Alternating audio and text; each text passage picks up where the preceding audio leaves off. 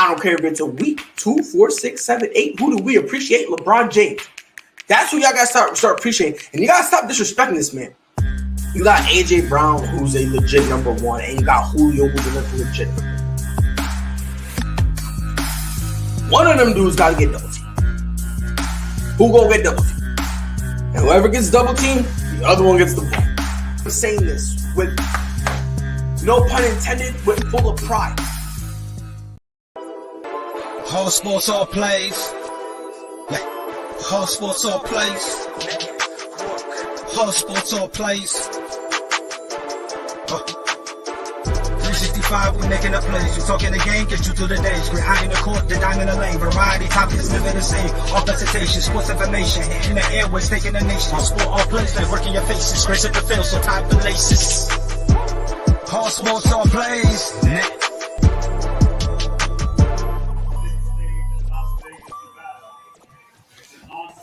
Ladies and gentlemen, we've been waiting for a while. It's finally here.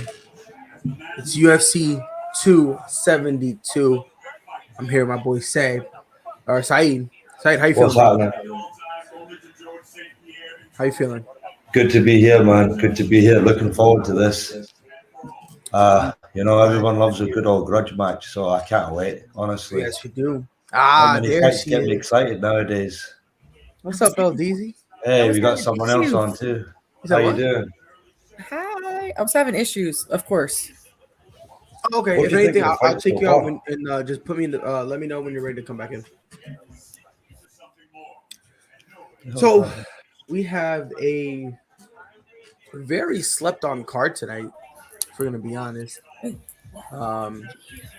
Obviously, you know the main event, Colby Covington and Jorge Masvidal.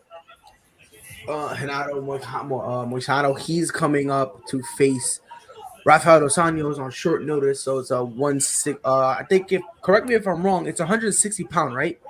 Is that 160 pound catch weight? Think so. I'm pretty sure it was. I think it was. I wouldn't. Pretty sure it was. I'm gonna call it yeah for now. Because I'm almost positive when I looked it up, it was at 160. Edson Barbosa is going to be a featherweight bout between him and Bryce Mitchell. Kevin Holland, he's going down to welterweight, and he will make his welterweight debut against Alex Oliveira. And then obviously Sergey Spivak is going to open facing up against Greg Hardy.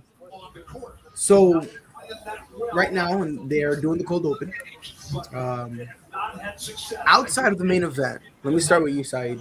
Is there any fight that you're looking at that you're really curious about outside of the main event?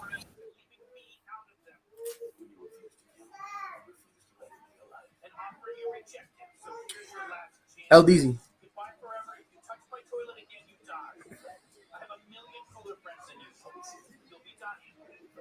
I hear you guys loud and clear. It's crazy. I'm with you guys. I agree 110%. So right now, Joe Anik, he's kind of doing his little intro spiel. The cold open is over. They're showing Colby Covington. Yeah, I hear you now. They're showing him enter the arena. I'm not sure if it's old or if he's just getting it. I'm not sure. Yo. Hey,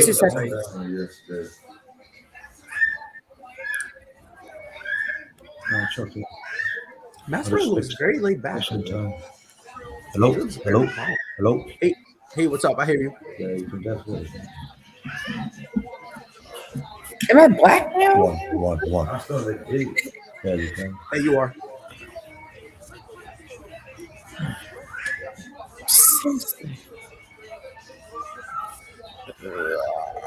Okay.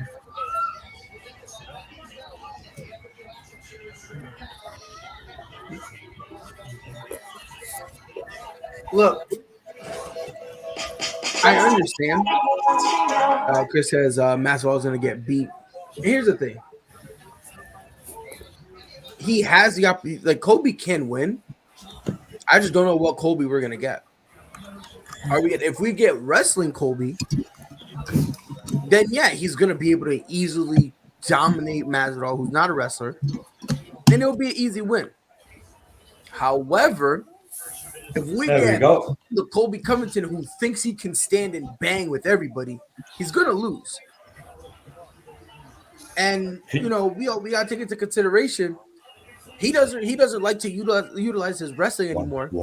Because remember when he had his most success in the beginning of his career, according to Colby Covington himself, he almost was released and let go from his contract because the UFC didn't like his style. They labeled it as boring. So which Colby will come, I don't know. I'll be honest, I don't think wrestling Colby comes. I really don't. One thing's for sure,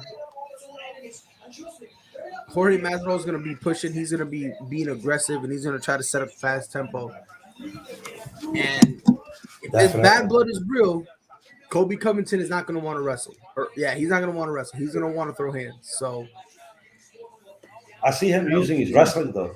I see Colby because I see him trying to use it, trying to really dominate Jorge in every way he can. I think he really wants to try and beat him the way he beat Damian Maia.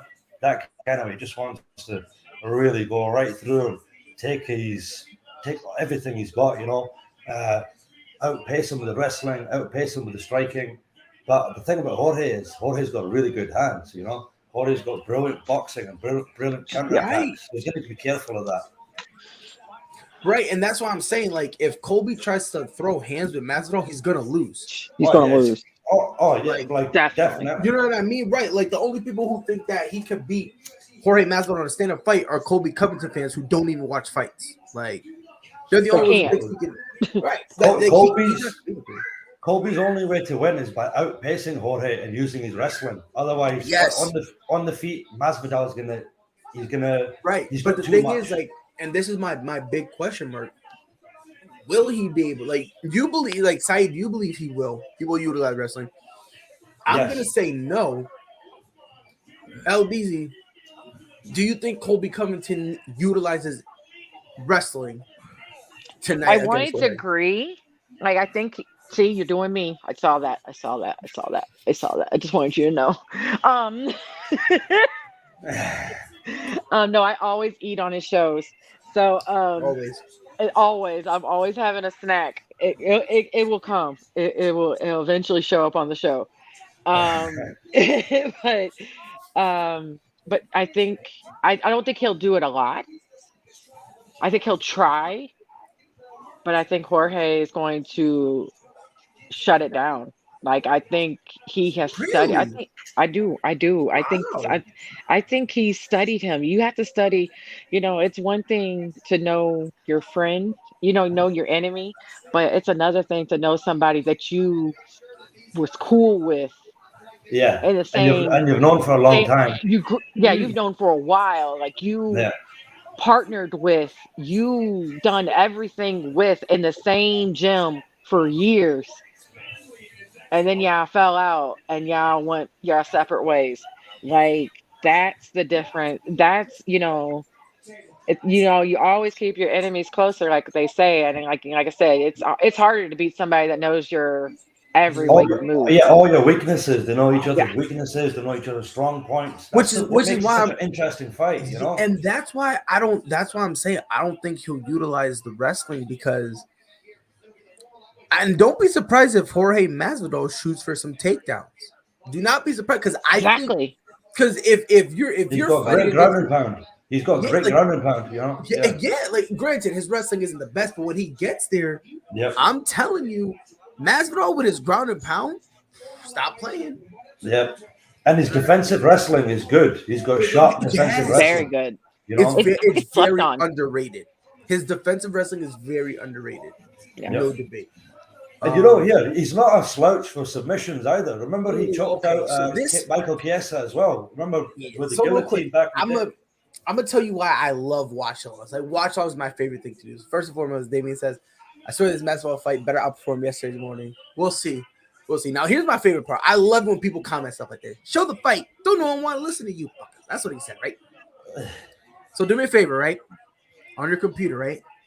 Go in the top right-hand corner of your screen, right? And, like, eventually you'll come over a box. It's red. And in the middle of that red box is an X. Click that. Goodbye.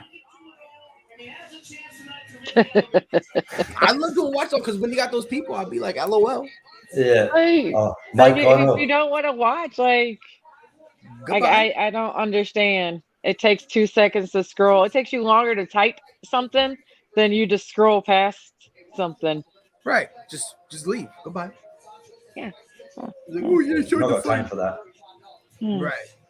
Like But, we don't they understand we don't have no press pass. Like we over here trying to So another fight that I'm actually interested in, the featherweight bout, Edson Barbosa versus Bryce Mitchell. That's going to be a good one. Yeah, I think it's going to be a phenomenal fight. Like, I love Edson Barbosa. I really do. Legend, man. Legend. Listen, and he when it comes to kicking, he's one of the smartest kickers. Everybody knows the Teddy Etam knockout, that spinning back kick from hell. Like his kicking is like elite. It's phenomenal.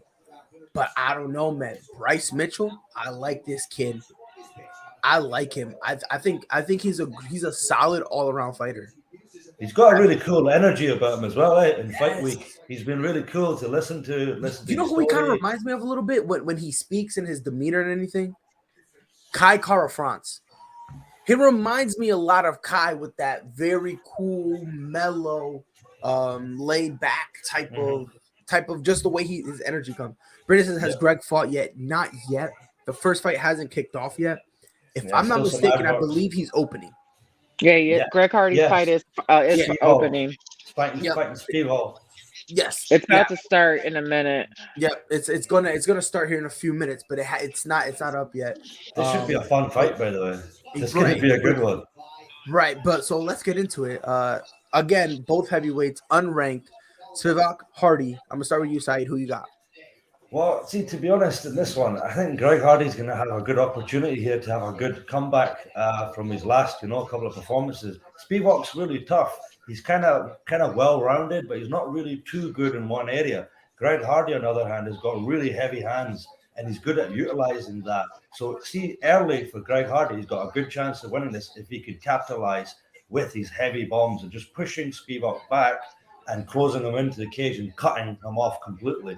So that's his best chance to win this. But SPIVAK, if it goes a distance, he's more likely to win this fight with his well-roundedness. But what my pick is, I think it's going to be Greg Hardy. He's going to knock him out early because SPIVAK is suspect a little bit with the chin. I've seen him being hot quite easily at times. But yeah, I think. Do you agree? Yeah, I agree. Like everything, literally, like everything he said, like I couldn't even find something I didn't like. And I don't think he'll go far with Greg Hardy's hands. I don't think he can last. I don't think I don't know too many fights that Greg Hardy, like if he needs to win, like I don't think I've seen fights for him that he's won that he's went the whole 3 rounds.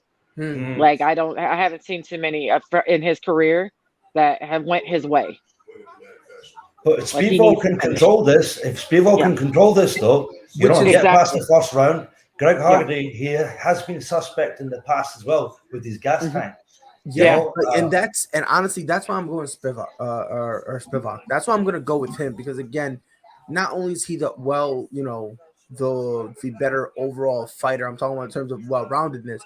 Yeah. Even though he is a jack of all trades, right? He's good in everything, great at nothing, but I do believe that he'll be able to do enough to make sure that because all he needs to do, if he gets out of that first round, he's got a strong chance of winning.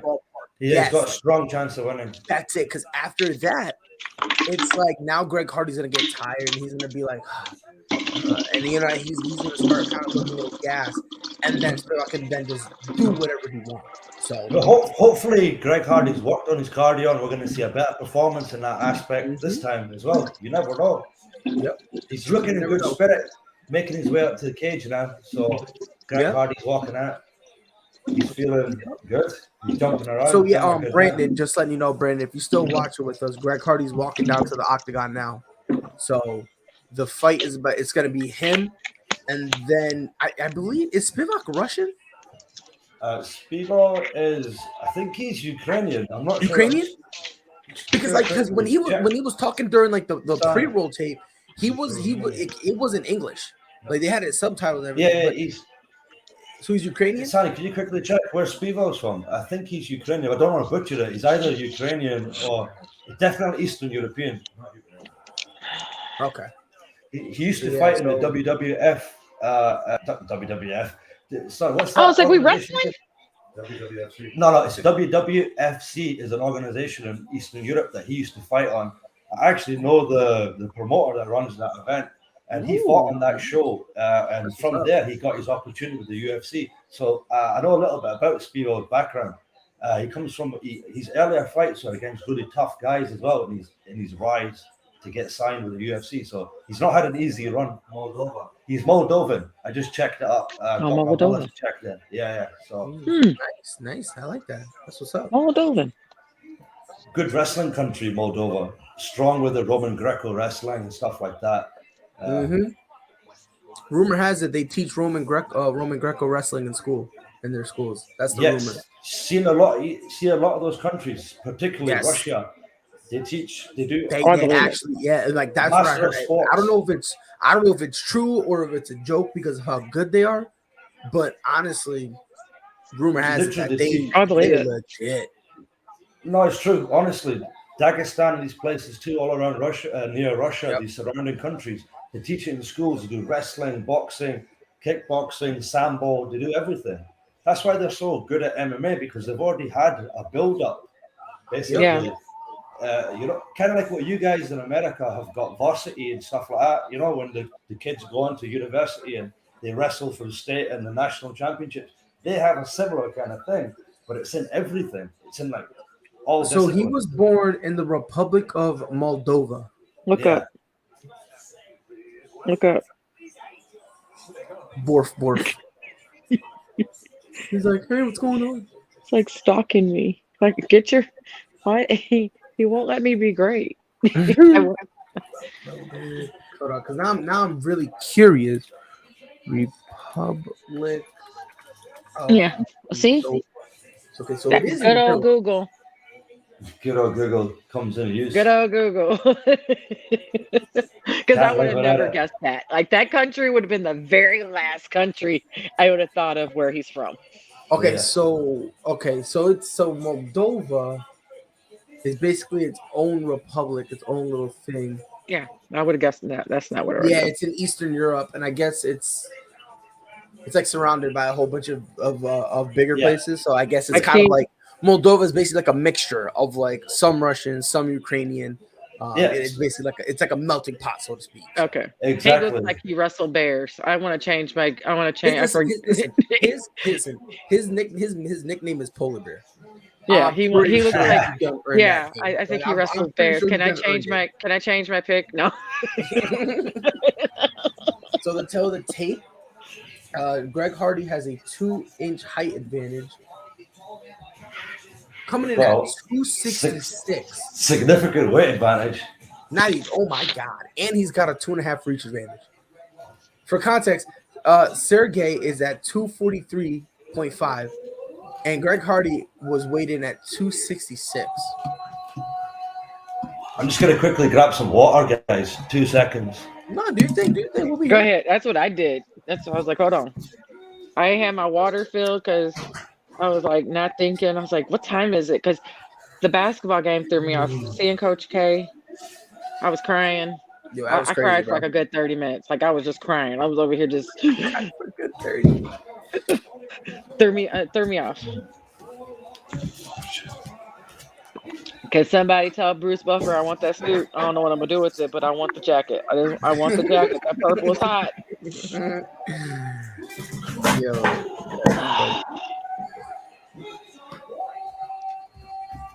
I think personally, maybe it's just me. I think this is a very important fight for Greg Hardy. I think if Greg Hardy loses this, any type of anything in terms of getting him a title shot, I think all that goes out the window. Oh yeah, because I didn't see score. Yeah, Because this is definitely important for his career. Mm-hmm. Look at Sergey's ears. That dude been through so. Oh, now he been through it. This I'm man telling really you, like, because you're a little bit ahead of me. But yeah, he's definitely. Like I said, he's got cauliflower ear. Yeah, and they're like in two and whatnot. Yeah, so it's like, he looks like he's wrestled bears for like a living. Like I'm telling you, this dude is everything that you want from a wrestler. All right, yo, Brandon, UFC. Greg Hardy's fighting. It's here. There we go. Round number one. Here, we're here. All right. Greg Hardy already started with the leg kicks. I like it. Nice jab from SPIVAK. Low kick from Hardy again. Now Hardy's fighting. He's fighting tactical. I like him going at the legs. I like him trying to chop him down. I like that.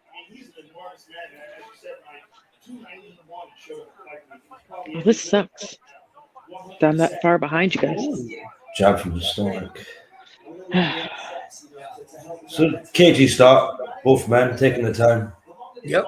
They're kind of testing each other's waters. Greg Hardy goes his hands quite low. Yes. SPIVAK going for the takedown there. Oh, nearly got a trip. Oh, got the trip. Beautiful. Oh, fine. Beautiful Oh, good job. throw from SPIVAK. Sergey with a great throw, too. He tried to go for a takedown. Hardy stopped it, but he ended up getting thrown anyway. So he's trying to go for the head, the arm triangle here. Yep. But his fence is in the way, so he can't really. And this is a big hole in Greg Hardy's game that, frankly, hasn't looked like he's worked on it. Every time he's on the ground, he just looks lost. He doesn't. It looks like he just doesn't know what to do. Like right now, he's kind of just laying there and just basically holding his hands. Like I don't know why he's grabbing the wrist. He should be trying to get up. It's like exactly like set up and use the fence to get up. Right at the position you are, wrist control literally does you nothing. You know what I mean? Yeah, he's turning his back. No, he's turning his back. He's laying flat out. This, oh my god! Well, it's a good job to stand up at least. Yeah, he stood back up here. That almost gave me Jan Blachowicz, Glover Teixeira flashbacks. Oh, again taking him down. Got him on all fours, back up. Yeah, but he looks all 266. Oh no, right? He looks it, but you know he looks it. He looks it, but Sergey's just flinging him around. Yeah, like he's about to say, he looks it. Like he doesn't look fast at all. Like he doesn't look very sluggish. He's manhandling him right now. Look at him, and he's just significant difference. Oh wow, significant difference in the grappling. You got to stop it. He's not doing nothing. You got to stop it. Come on, thank you. He didn't have anything. Wow. Didn't expect. Yeah, you're ahead of me. You're ahead of me. So I'll see the end in like 2 seconds. That is so bad that you guys are so ahead of me. Wow. He utilized his grappling from the start. It's not fair. Like that's how bad. Like you're ahead of me. Like I'm still seeing it. I'm still seeing the fight. I'm still seeing the fight. Okay, there it is. He's beating the crap out of him. Yep. He's beating the crap out of him. Wow. And he didn't even let him get started. No, like and that's like that. Like I said, that's what I changed my pick to the bear. See, no, I did it to him. Now I've been called that. Right now, I'm 1-0. You're 1-0. But no, like, this is something that I was genuinely concerned with. If you take Greg Hardy to the ground, he hasn't shown any improvement at all. Like when he goes down there, he kind of just goes, "Okay, now I gotta play the clock," and it's like that's okay if you have like 30 seconds left. Like you have like over 3.5 minutes left. You can't run the clock out. Like you need to get up. And then when he got up, he was like, "Oh yeah, I'm up." And Sergey was like, "Yeah, this was horrible." Oh my god! Like he tried to defend him, and it was just like he did nothing. Like that defense, that elbow to the neck to try to push him off. Like you didn't even push him off. Like what was that supposed to do? Like absolutely nothing. Is that Rashad? I think so. I was like Rashad. I'm behind you, so I can let you know. Rashad, that's not Rashad. If that's Rashad Evans, he gotta quit. Oh, is he looking thick? No, not that. Like I'm just disappointed that if he's trading Greg Hardy, like I'm extremely disappointed. Like, and like you said, LDZ. Oh, it Greg is. Hardy looks. It is Rashad Evans with those dreads. Yeah. Oh yeah, fire him. Everybody fired. Everybody fired. I hope he was. Yeah, that's Evans. I think it is Evans. Wow. Good job from Spivak there. Good game plan. He came in and just completely done what he wanted to do and what he needed to do from the get-go. Yes, You know, he just gauged them out, and then he just used his grappling to just manhandle him. Literally manhandle him. It was a beautiful game plan, and honestly pure strength. It's like what, a 15-20 pound weight advantage. Yeah, and you wouldn't have known because Sergey was just flinging Greg Hardy everywhere. Like he would fling him, and as soon as he would get back, he'd go, "Okay, cool," and he would literally throw it. Oh my goodness. Saeed, I don't know if you heard me earlier, but I said this is very important for Greg Hardy because if he loses this, there's really no no point. You know what I mean? So like the thing is, he's lost too many fights. Because he's 7-5 now. Yeah. With this, he's 7-5. That's the thing. And his skill set is quite green, so he's not going to get a title shot anytime and he's soon. What, 33? Yeah. You know he's got to be. Yeah, he's because he got into this late. Yeah, way late. Oh, really late. Like we got into it because he was on Dana White's curve. Yeah, that's it. Because he wanted to put his hands on a female. You know, if he didn't want to, he could still have a football career. I don't think so. Oh, is that what I think if he didn't put his hands on a female, he would still have a football career. No, because he was still. I think he would have. I think he would have. I don't think I'm not saying that he was right to do that. I'm just saying I don't think it would have mattered because we got to remember, like, Dallas, like after all of it kind of was just kind of blown off to the side, Dallas signed him, and then they let him rock because homeboy he just didn't have it no more. He just didn't have it. He wasn't it. So they were like, all right, cool, whatever. But I think that time off because of everything happened. Like I think he just kind of gave up too. He got fat. He got fat. He did. No, he did. Now you right because when he even said it, like he wasn't exercising or nothing all that time. Yeah, he didn't do nothing. And I don't even know why Dallas signed him. Dallas always trying to save people. Stop saving people. That's Dallas Cowboys' issue. Stop saving. This is crazy. Yeah, so that's what I think. I think if he didn't go through all that stuff, I think he's probably still could have had his career. Garbrandt. Who the hell is this guy? Oh my god. Oh, Cowboy. Good old Cowboy. Oh my god. Cowboy Cerrone? Yeah. Yes. He's just chilling out, drinking a beer. Honestly, listen. This is what I hope in Cowboy's final fight, they let him ride in on a horse. Like let's just go full out with the Cowboy nickname. That's a Vince McMahon shit, man. That'd be awesome. That's a WrestleMania-esque. Yes, yes, they got to. Let's give and Zach Brown. Yeah. Man, they got to. Wait for Volkanovski. I'll do it. The Korean Zombie. Can I walk the horse? Can I do it? And then I might cry. I might cry on that one too. Oh, when Cowboy finally hangs him up? Yeah. I don't think, honestly, you want to know the truth? I don't think Cowboy will announce it at the end of the fight. I just think he's just going to be like, yeah, by the way. Remember when I fought like 8 months ago?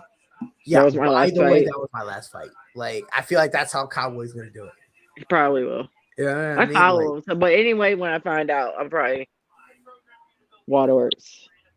There's only a few people I'll cry, and he was one of them, just because like how he did it. But that next fight, those upcoming fights at Santos. That's next Saturday. Thiago Santos versus my lord, I forgot his name. Okay, I'm not ruining that guy's last name. Y'all can do that. Oh my goodness. I'll tell you right now, Jesus. It started with the A. Yes. I'm just him. Yes. Yeah. Magomed. Oh my god. I'm calling him Ankle. I think it's a Ankalaev or something like that. Ankalaev. Yes. There. See, that's why y'all hear from me. Yeah. And I like that one. I really do, especially in light heavyweight. I love watching Santos fight. I like Santos. Santos is a brilliant fighter. I His love. fight against John Jones, though, he was so unlucky. Yeah, He and Man, ripped John both Jones of his- was he on the ripped ropes. both of his knees, honestly. Right at the start of the fight. Both of them were gone, and he fought 5 rounds. I was honestly, crying and for that's what him. made me a fan. That's what made me a fan because he Yeah. did that and he still kept going. Again, very confusing though on the John Jones side. Like, even the commentary team was like, something's wrong with Santos. Like, what is wrong with him? Like, everybody was saying that. Yeah. And like you can tell that like just the way like he'll go and it look like he wants to throw a combination, and then like you'll just see kind of his knee buckle a little bit, and he's just like, and he'll fall back. So it was like, why didn't you do more takedowns? You know, but you know, I just or go after that side. Like he even go after that. John Jones didn't even go after that side. No, he didn't do nothing. Like even both these are both knees were bad, but one side was worse than the other, and he didn't even go after that knee. Hold on. I did not realize Piotr Jan in the joke of the entire bantamweight division. I did not know they were fighting as the co-main.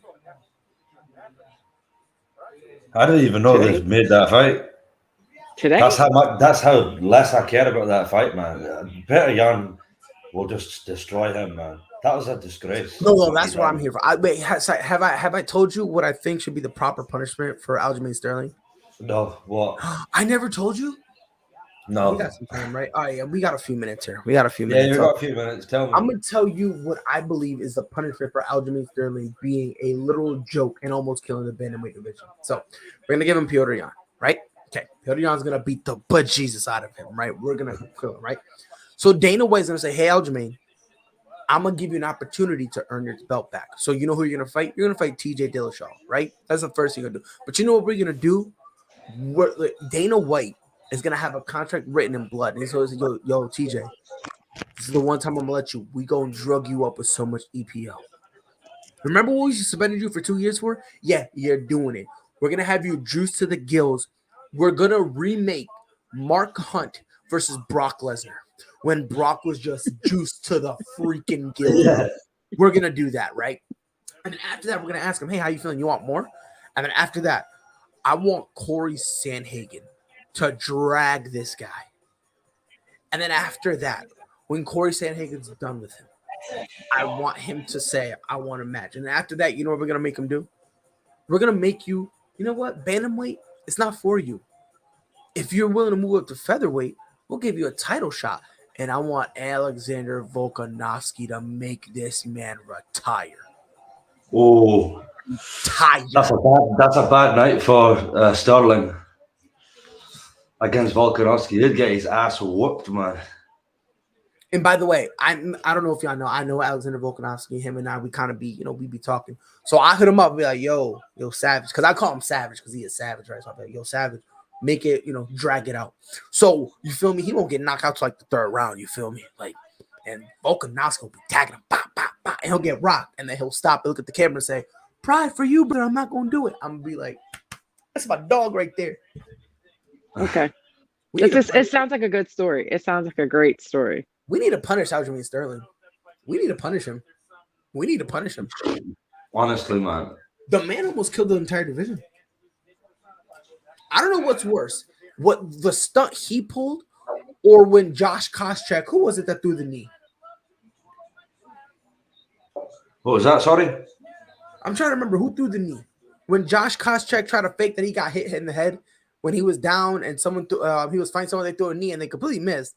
And Josh Koscheck was like, "Oh my God, I'm out." Oh yeah, he faked it. I can't remember that. I can't remember who he faked that with. Yeah, I can't remember who it was against. He was like, "Oh, my head." And I remember watching it, and I saw the replay, and I was like, "Dog, he missed." And then as soon as I said that, Joe Rogan was like, "Yeah, Josh, you might want to get up, man, because this." I think I remember that. I remember that. Yeah, man. Oh my. But that's how I feel about with who's coming up in the main fight, like Cody. I feel like he kind of ruined it. I feel like he kind of made UFC like WWE because, like you said, he was about to lose. He was about to lose his contract. He was very blah, and then he changed everything from his persona Even the way he fights, because now he doesn't do takedowns like that anymore. He doesn't his really persona, everything. He changed his like you said, he changed his fight game and his persona. Because he wasn't like that. If people know like what he was when he first got into UFC, how he first really got boring. in, he was boring as shit. Yeah. Mm-hmm. He was a dry humper, man, galore. Yeah, Dry humping boring. galore. To be honest, if we're gonna be honest. Like, yeah. You. By the way, night and day. Just letting people know, the welterweight bout between Kevin Holland and Alex Oliveira. Right now they're doing like the intro for that. Kevin Holland is ranked 14th. However, he's ranked 14th in the middleweight division. And this is a welterweight bout. That's how you know it's bad. That's how you know it's bad when Dana White is like, "Hey, yo, Kevin, come over to welterweight, dog. We win 2 fights, we'll give you Kamaru Usman. Let's see how you feeling." I was wondering why he was up here. I was like, Oh yeah, no, he dropped down, which a lot of people, including me, I don't know how you feel about it, Saeed, but I feel like him dropping a welterweight, it doesn't look like it's taking a lot from him. He looks good. He really does. So do I expect him to be a champion? No, but I do expect him to go on a respectable run. I do expect like 2-3 wins in a row, to the point where people go, "Wow, he looks better in welterweight than he did when he was at middleweight."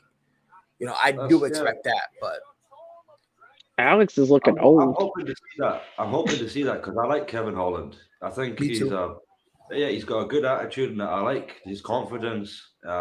He's not like arrogant or anything like that, but he's very confident in what he does. I like his demeanor, and he's willing to learn. Like, he's willing to improve on the things that he was lacking, and his fight against Brunson, and so hopefully he's at welterweight.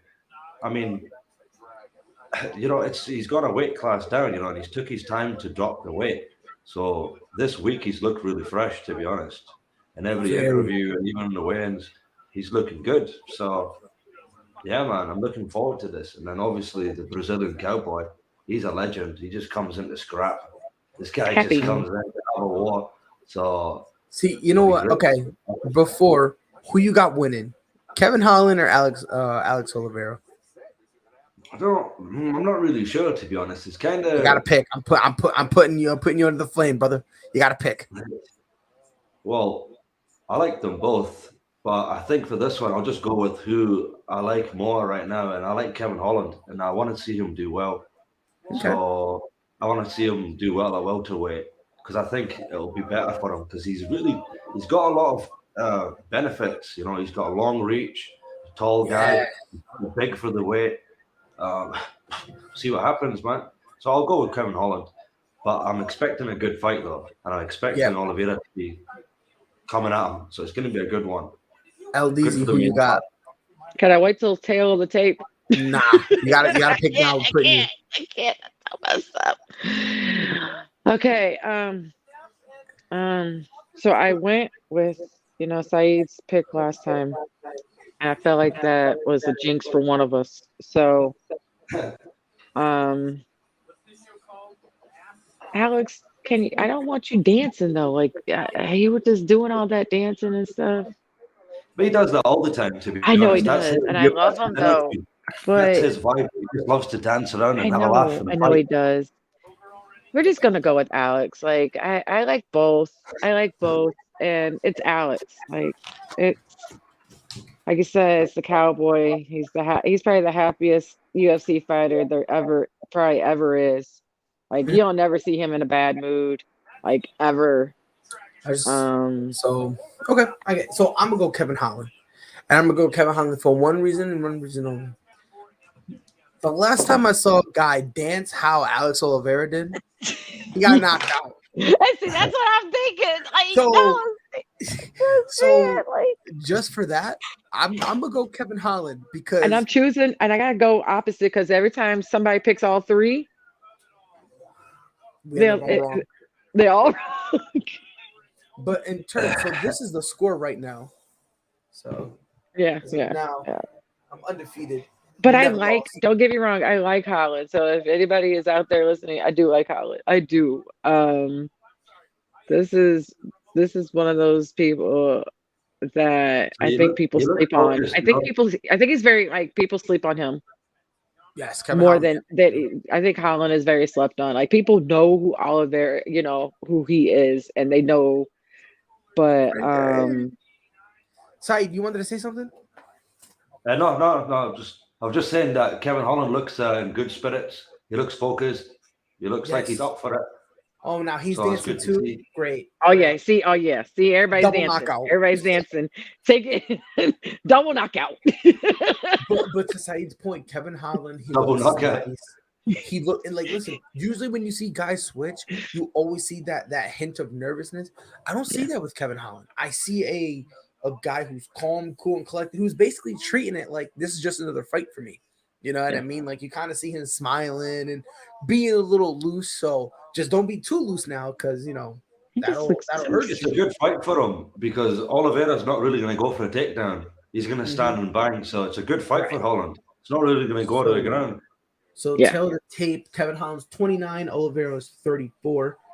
A 4-inch height advantage for Kevin Holland, and about a 3.5 reach advantage for Kevin Holland as well. So he's got advantages. So let's see what happens. Fighting out of the blue corner. Bruce Buffer, with that suit. Look at that $1 million suit. He looks the I'm business. saying, man. Still prefer his brother though, Michael. But it's so Buffer. funny, like how 170 doesn't look the same on the other person. Right? Like I'll be honest with you. Oliveira looks like he doesn't look like a welterweight. Dare I say he almost looks like a featherweight. Mm-hmm. Almost. And look at Kevin Holland. He looks fucking massive. Mm-hmm. Like to be honest, he almost looks the same as he does at middleweight.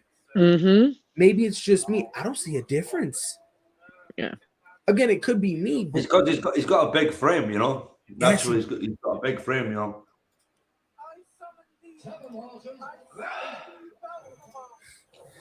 This should be good. He thinks he's in a computer game or Oh, something. yeah, I guess he's never seen him. I guess he's never watched. He must have never watched. Kevin, He must have never watched him fight, like ever, because he does that Holland every is fight. yeah, Kevin Holland, Damien. Kevin Holland is a character. Like but both of them do it. All of them do their own thing every fight. Every fight, they got their thing to do every fight. There we go, referees. Gonna start them off. It's been a minute though since I've seen Holland fight. Let's go. Touch gloves. Round Now number I'm one. sitting here thinking, when was the last time All right, here Holland we go. fight? High kick straight away from Holland. As you start, both men in the middle. When was the last time Kevin Holland fought? Oh, low kick for Kevin Holland. I can't even remember. I think his last fight was a no contest though, but I can't remember who it was against. He got But yeah, accidentally it's been a while since I was sitting here thinking. I can't even remember the last time I seen him fight. Well, he fought Dukakis. What year was that? 20. Oh yeah, you're right. It was a no Was it last contest. year? Yep. I didn't see that one. I missed that one. Low Yeah, kick that was a against no Holland. contest. Now it's kind of funny because the first fight,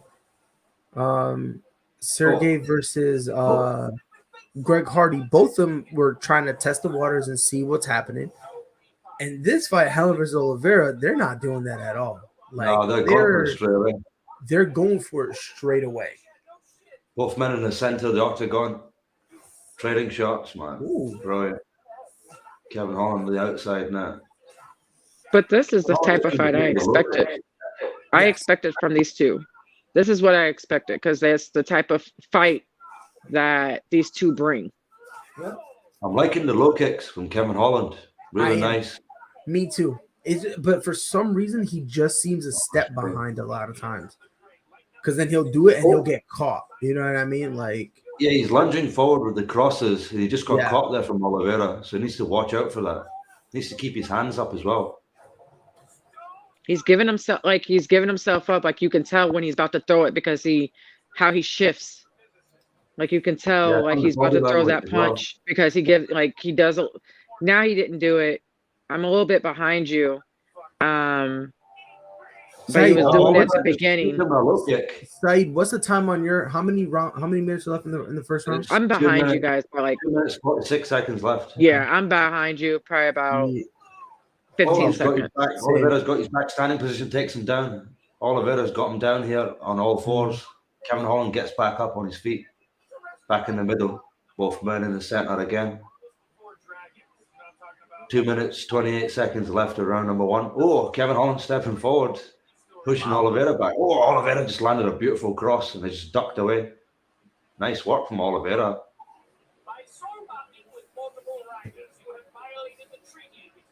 Kevin Holland just moving his feet. Brilliant start to this fight. 2 minutes left, 5 seconds. They're exchanging. Yeah, these guys are going for it. I'm liking this. Mm-hmm.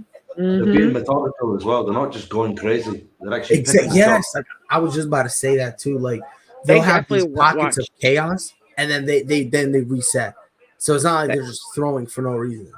They definitely watched each other's tape. Like this was not Yes, I'm just gonna go out there and fight. Like no, they did some thorough did their homework. watching of each was other's good. like And it moves was and good for motion. Kevin Holland. He got back up straight away when he was taken down. So it's brilliant work. He wasn't yes. kept on the ground for long at all.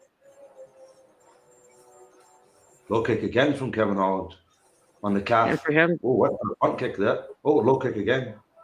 Great and for work. Kevin Holland to keep up with Oliveira, like you said, like you guys said, like Oh, Oliveira, even though sweeped him again with a low kick. See, Oliveira caught him with that low kick and swept him earlier, and he done it again there, and nearly swept him to the ground again. But Kevin Holland kept Yes, his sir, feet. bro. Yes, sir. yeah, even though Holland is like new to this level, to keep it up with Oliveira is just Yeah. still amazing. Yeah, I like it. He's doing good. Both men still in the center of the octagon, right in front of each other, trading shots, picking their shots.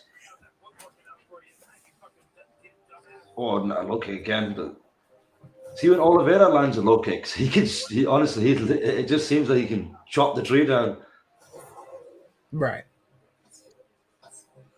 Kevin Holland needs to avoid that, but he's doing good. I'm liking this in both men. Low kick again from Kevin Holland on the left calf of Oliveira. 16 seconds left, round number one. And Oliveira again lands a low kick, nearly sweeps him again, takes him down. All fours. Kevin Holland gets back up, falls. Oliveira's got his back. Oliveira's got his back at end of round number one. 4 seconds left. He's got him. He's not going to tap out. He's got the thumbs up. He's not tapping out. Brilliant. End of round one. That was cool. Oliveira, beautiful scramble. Caught his back, rolled with him, stayed on the back, seatbelt control. He got him tight, and he's just like good Kevin Holland just had his thumbs up like the whole time. Yep. All right, so how you got it scored right now, Saeed? round number one. I like Kevin Holland's low kicks. I also like Oliveira's kicks, punches, and counter attacks. I really liked it, Oliveira's, and obviously the grappling. So I'd give him the advantage. I'll give him the round 10-9 to Oliveira. LDZ? Ditto. Yeah. I do. It's a 10-9. It's a competitive 10-9. Yeah. It's just because of the takedowns. It's basically just because of the takedowns. Basically Again, you know what I mean? Because again, with the takedowns, yeah, he's got him, but Saeed, you've been saying it the whole round. Kevin Holland will get up. He'll figure out a way to get up. No problem. See, some judges might have liked what Kevin Holland done more in that fight because he landed a lot of low kicks. And that's why I'm calling it a competitive 10-9 because if you don't think that those takedowns meant anything, I just think top to bottom, Oliveira, he was more aggressive. I think it was just better. You know what I mean? I think he had a better round. So, and there's some clean. Now I'm looking at some highlights they did. There were some. Oliveira did get some straight. Nice shot from Holland. He dropped him. Holland dropped him. He's got him against the cage. He's landed up the shots. Ground and pound here.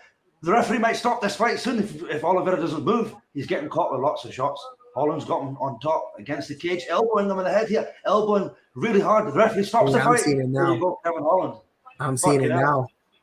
I'm not even seeing it. So like I said, you're about oh my goodness. You're about like 20 seconds ahead of me. And he's trying to move. And listen, I respect the fact that Oliveira is trying to move. Yeah, that was good. Oh, wow. Now I see it. God. Now I see it.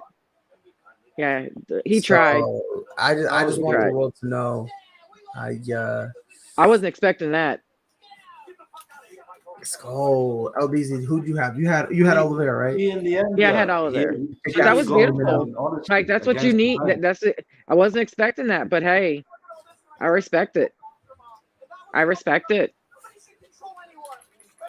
Like, because I would have jinxed you guys if I would have picked him. I feel like he just slipped to the side and landed that hook, man. Beautiful. Yeah, check. it was and then he fell into the fence and just used his size and just stayed on top of him in half guard position, just barrage of punches until he could just pin him down with his right elbow with his right elbow until the referee just stopped the fight. Brilliant. Listen, Oliveira was doing stuff in the beginning, you know. Yeah, I wasn't expecting this. Where it got tricky was when he started covering up and then just kind of doing this. Like when you're just covering up and doing that and you're not moving or nothing, it's tough. Just not intelligently defending yourself. So this is time for cookies. This is ridiculous. You have to stop the fight. Yeah, it's like.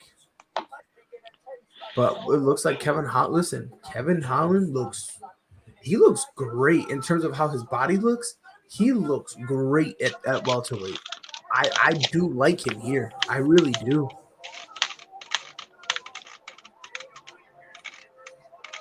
I really do. I think Oliveira's gonna retire. I think he should. Because just look at how he's acting. Like. I think he's lost the last 2 fights. Yeah, his last 2 or 3 fights. Joe Rogan giving him an interview. Yo. I like it like King Kong. I like King Rapids. Take me in your map, Courtney. Okay. I want you. Do me a favor. Hold it down. I'm gonna go get some water real quick. Everybody got water, cookies. This is sad times. I'm never this bad at UFC. So he says he wants to win the belt and then go back up.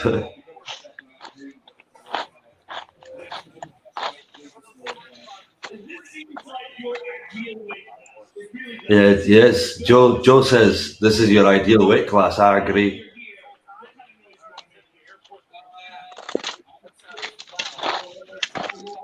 Good fight, man.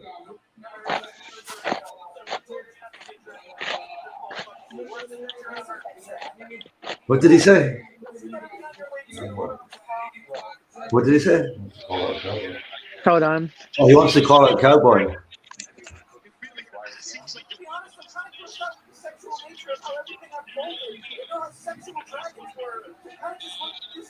Good job from Holland. Gets a good cheer from the crowd. Really good fight. And he nearly got taken out at the end of round number 1. He said he took out one cowboy, but I hate to call out another. Yeah, it's good. See, he's done a nice little promo as well. Brilliant. Yeah. Good job. I'm happy. I really wanted him to win as well. I like Kevin Holland. Yeah. He talking shit, but he deserves it. He can talk it. Oh, you got Amanda Nunes with her child. Her baby. Yes, her daughter's there. Yes. And her wife. Saw them earlier. Are they married? I think they're married. Mm-hmm. Mm-hmm. Look at the goat. Look at her. Look at the goat. Oh my god. Movie called Bruised. Hey, Leto. Hi, Jared. What's going on, boo? Oh, you must be really behind. You're like 10 seconds behind, aren't you? I am. I told you I'm like 15, 20 seconds behind. Oh, why? What's up? It's okay. I'll eat my cookies while y'all. Edson Barbosa just doing some shadow boxing backstage. Just hanging out, just getting ready to come out. I told you a snack would show up. Then we've got Bryce Mitchell, 14-1. Fourth highest control time percentage in the UFC featherweight history. Not bad. Mm-hmm. I know I've seen him fight before. And what I like is when he has his control time, he's working. Yeah. You know, he's still working. He's still doing his thing. It's another advert. Not a fan of the adverts at all. I don't know if I remember Bryce Mitchell. I don't know if I've ever seen Bryce Mitchell fight, but I've seen the other guy fight. Oh, Edson? Yeah. Yeah. Bryce is good. He was on the Ultimate Fighter before. He's got a lot of experience in the UFC. Well-rounded guy. Really strong mindset. And he's on a good winning streak.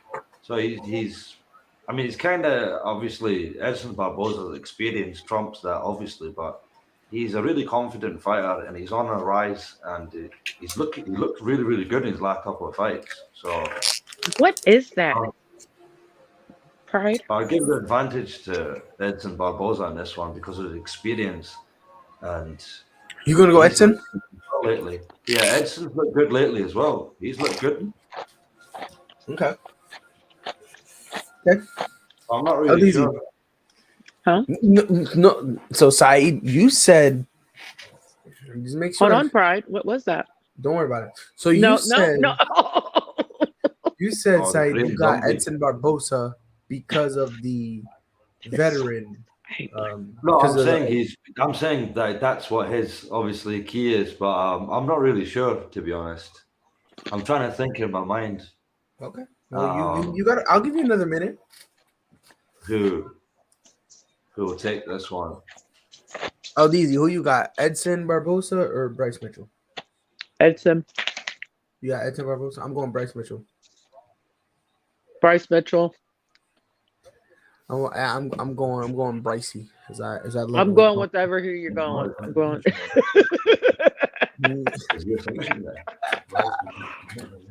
If you won't tell me what that was, if you were just trying to squeeze out every ounce of it. I don't know what you're talking Maybe about. Bryce could control. You know, he's got a lot of time in his fights where he controls the opponent. You know, so if he's able to control Edson Barbosa, he's able to get him down and really, I think so, but capitalize on that and possibly, submit. He's got the ability to submit people. Yeah, but at the same time, I also like his chances on the feet. Yeah, like I like Bryce Mitchell's chances. Again, I said this. Edson Barbosa in terms of kicks, just the way he lands his kicks with that thunder, how he knows when to throw the kicks, that's dangerous. Outside of that, Bryce Mitchell, he doesn't just have a puncher's chance. I think he has a legitimate chance. No, definitely. And if he can offset Edson Barbosa's rhythm and not let him get in a rhythm of throwing the kicks and just keep, taking him down or attempting to take him down and closing the distance, he could have his way if he tries to do that. So it's a good fight, man. Honestly, it's like coming guy versus better. Oh my, this is a stacked card. Yeah. Kevin Gastelum is opening. You got a stacked card. Volkanovski versus Zombie is going to be good. That's going to be phenomenal. And Gilbert Burns versus Chimaev will be. Chimaev, that's going to be a great one. Yep, I love that one. Wow. This is a great card. I think that one's going to be slept on. That Gilbert Burns. Everybody on this card except for Aljamain Sterling. Man, Volkanovski and the Korean Zombie, that's going to be hot. That's going to be a phenomenal fight. I don't care what anyone says. That's going to be a phenomenal fight. Oliveira just coming back from vacation. Perfect timing. Shogun Rua fighting over St. Preux. Charles Oliveira and Justin Gaethje, man, that's going to be amazing. Some good fights on that one as well. Some good cards coming up. Yep. The UFC really delivering. Yeah, they really are. I like it. So far, I'm liking what they're rolling out so far. And they're going to bring McGregor back soon as well. Give him a title shot. Let him get waxed, and then he'll be like, I ain't got it. Yeah, they might as well, because they need to compete with boxing, because boxing right now is getting the bigger pay-per-views. than MMA and the UFC. They need the stars back. They need McGregor. They really need him. Right. And the thing is, though, if you by the way, they're doing the Edson Barbosa versus Bryce Mitchell promo package now. But Yeah. you know, and we were talking about this on Throwing Hands, Saeed.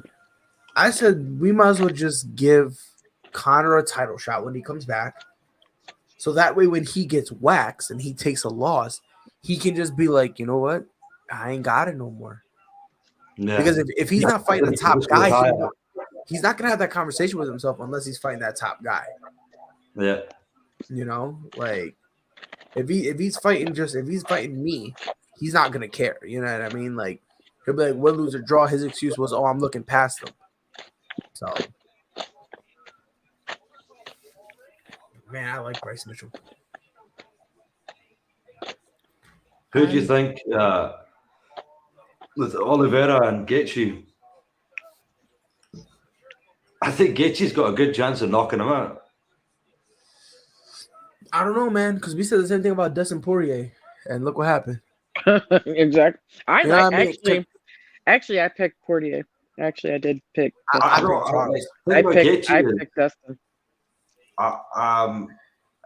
The way Habib manhandled him, obviously, and armbarred him, that was crazy to see because I've never seen anybody control Gaethje the way that Habib bad. did. I've You know? never seen anyone that bad. And I don't see Oliveira controlling him like that. Oliveira's amazing on the ground. Don't get me wrong. He's he's an accomplished black belt, very slick with his submissions. But I think because of Gaethje's wrestling, it's going to be really hard to be able to get Gaethje in a position where he can utilize that. But it'll be very interesting. So. Yeah. I like Oliveira's striking. I think his striking's a bit more varied than Gaethje. Gaethje's just got really good hands, and he's got fucking really hard kicks and knees, and just dirty, just coming at you, just rough you up kind of style. Mm-hmm. Oliveira's got the more cleaner style, the more beautiful kind of Thai boxing. But the reason why I'm saying I got Oliveira is just because I understand what you're saying about the wrestling, but Oliveira's a weird dude. This is the dude we've seen him literally climb on somebody comfortably and hang off of people like he's a spider monkey to get a submission. Like, yeah, he's done it a few times as well. Yeah, so that's kind of he's where not I'm even looking done at that it. once. He's done it more than once. So that's what I'm saying. Like, that's why I'm not really looking at it as like a hold on now.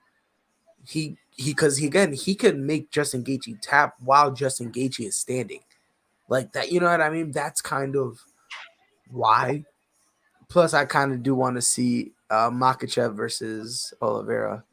I feel like that would be a great fight. I feel like it would be a better fight. Say again? I think, honestly, I really believe that Islam Makhachev is a champion in the making. Honestly, it's just inevitable. It's just a matter of time. He's gonna hold on. We need to be careful because we did the same thing with Cyril Gane. We did the same thing with Cyril Gane, and look what happened. Yeah, that's true. You know, by the way, Bryce Mitchell, El Bryceador, Bryceatron 3000. Yeah, I thought Cyril Gane would have beaten Ngannou. I really thought he would have, but he didn't. But Ngannou done well to use his wrestling to just just win that one. But I really thought Gane was going to win that. Bryce Mitchell just getting his Vaseline put on. God, longest active win streak in the UFC featherweight division with 5 wins. One of 2. Twister submission. He's got a twister submission in the UFC. Let that. Do you know how rare that is? What? There's only been there's only been 2 of them. 2 or 3. Korean Zombie and him. Like, let that sink in. Korean Zombie and him. Who done Twister? Him and is that what? Yeah. No, I'm just saying the other person who's done a Twister in the UFC is the Korean Zombie. So it's only Korean Zombie that have done the Twister, and I called it off and got a submission. That's wild, man. Edson Barbosa's on his way down to the octagon.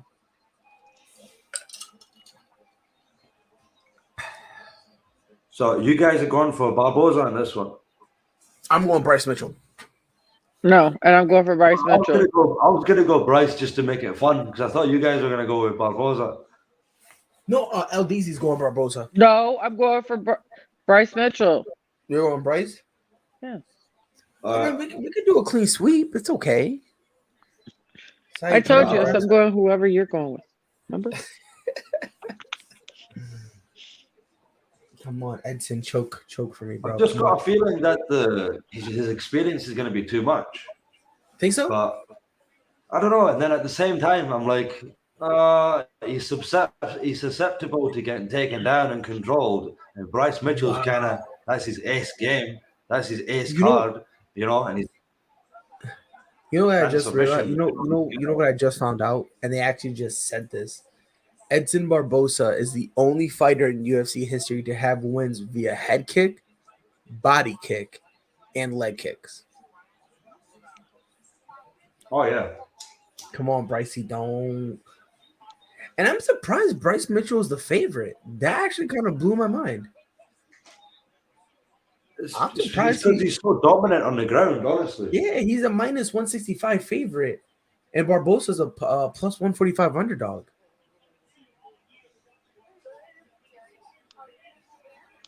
That's crazy. My brother here was saying he thinks that Bryce Mitchell will win by submission. So I don't know about that, but Till the tape, sure. Edson Barbosa's 36, Bryce Mitchell 27. 1 inch height advantage for Edson Barbosa. They both came in at 145.5 pounds. And the veteran has a 5-inch reach advantage. Yep. None of that's going to matter when Bryce Mitchell sends him into another dimension. Here's Bruce Buffer. Weight division. Who's first? Fighting out of the blue corner. I love this man so much. Nice jacket. Oh my, phenomenal. I want him for like a month, for like a year straight. I want him to come up with a new track every fight. Okay, I guess because I'm finding streams on my phone.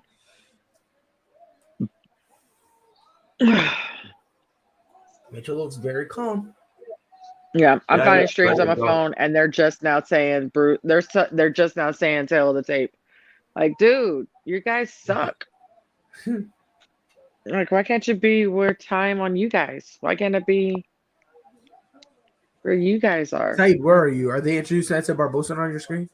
No. Yeah. Okay. Or you guys are. Yeah. You guys I think you're like 2 seconds ahead of me, Pride. Oh, okay. I'm like 2-3 seconds after you, and you're like 10 seconds after us both. I'm way behind. They're just now getting to like saying the crowd. Now they're just saying what's his name? Edson's name. Yeah, I'm like way behind. So just about to start. Yeah. Celeste with the about 20 seconds. Okay. Edson Barbosa with the leg kicks, and their 2 leg kicks already threw Mitchell's legs behind him. Not a good sign. So I'll just go with Barbosa for the sake of it. You want Barbosa? Right. Since you two are going for the other guy, I'll go for him just for the sake of it. Why not? That was me last round, basically.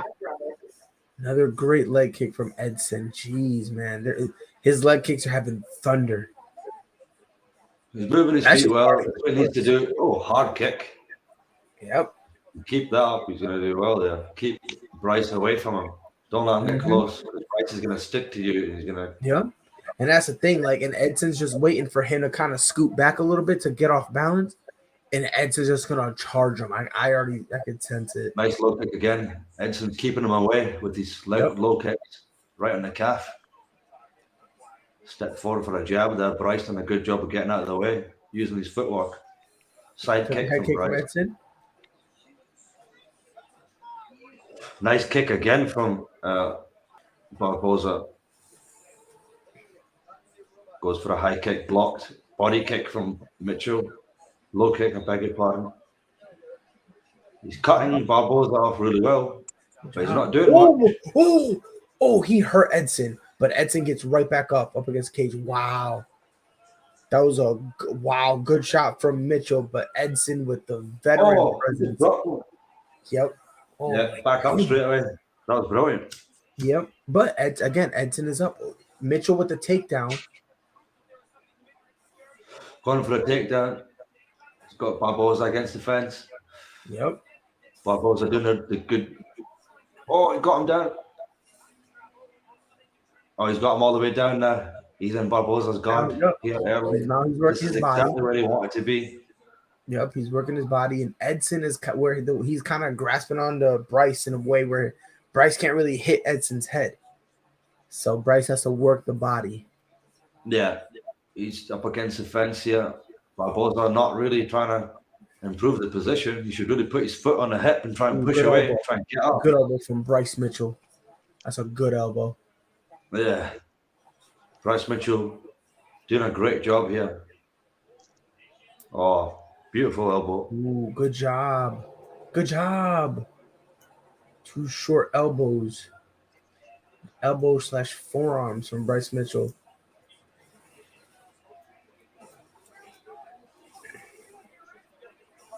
Wow. Another good elbow from Bryce. And he's starting to get in there. He's starting to get some solid shots in on Edson. Yeah. But every time he tries to cock back, Edson just grabs his arm and goes, nope, I don't think so. Yeah, he's doing a good job of minimizing the attack of Bryce, but Bryce doing a great job of staying on top of him. Mm-hmm. Just controlling the position here. The clock's counting away. While controlling it, he's still doing damage. He's still being active. Yeah.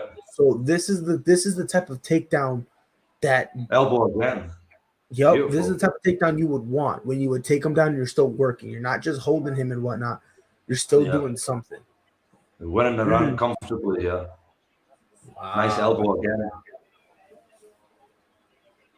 I like it. I like right now, both guys are doing the best they possibly can. Edson Barbosa just really use his feet and push off the hip and push him out and try and get up, but he's not really trying to improve his position at all. He's just locking his feet in the guard. I think his concern is because if he pushes off and he's got to get back up, I think he's concerned is going to put him in a situation because he just tasted Bryce Mitchell's power. Oh, there it is. There it is. Maybe he's just trying to run the clock down to come back in round number 2. Yep, there it is. 41 seconds left on my clock. Oh, there he's up, back up. Yep. Back up. 35 seconds left on my clock. Edson Barbosa back in the middle of the octagon. Bryce Mitchell.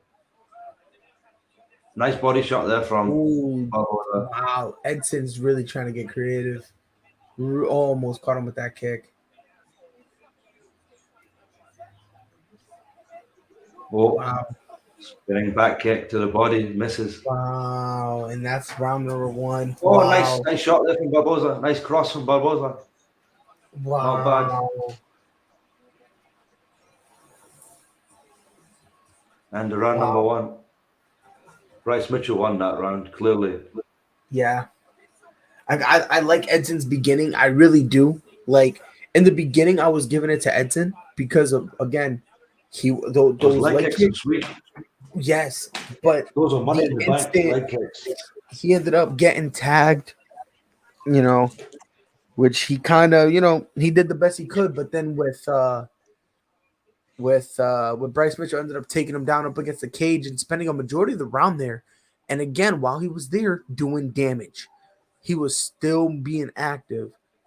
So I think it's beautiful round by Bryce Mitchell. Yeah, 10-9 easily. I agree. I gave 10-9 easy. Jeez. Edson looked kind of confused on the ground, kind of not like he was defending himself, but I think he was very scared if he moved to try to get up, right? Do any hip work. He was thinking he was going to like leave himself like vulnerable for something else to happen, so he didn't try. And a beautiful takedown by Bryce Mitchell. Not on the cage. Again. And when Beautiful. he takes And him down, Barbosa guard again. Edson locks it again. So it's basically a repeat of what happened last round, except they're not on the cage. That's the only difference. So now he can Bryce is actually put his working. feet on the hips and push away and try and get up, try and make space, try and sweep. He can't just hold on like this. Right, you can't. You got to make something, especially in a 3. And this is only 3 rounds. So it's Yeah, like he if really you lose needs this to- round, really- you lost. You got to go for a finish. Nice little punches, rabbit punches from Mitchell Yup. on the ear of Barbosa. Good job from him. Barbosa needs to push off the hips. He really needs to push off the hips here. He's got to do something. Do He's something. conceding This position. ain't it. Right? Yeah. What Edson's doing right now, it's not going to work, man. It's just not. Now 10 seconds behind you, seeing that. Yep. Mitchell posting up one knee to land the elbow. Beautiful.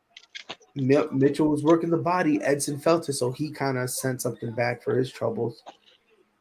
Oh, it was cut Barbosa as well. Barbosa got a cut. Cut above the eye, man. It looks bad.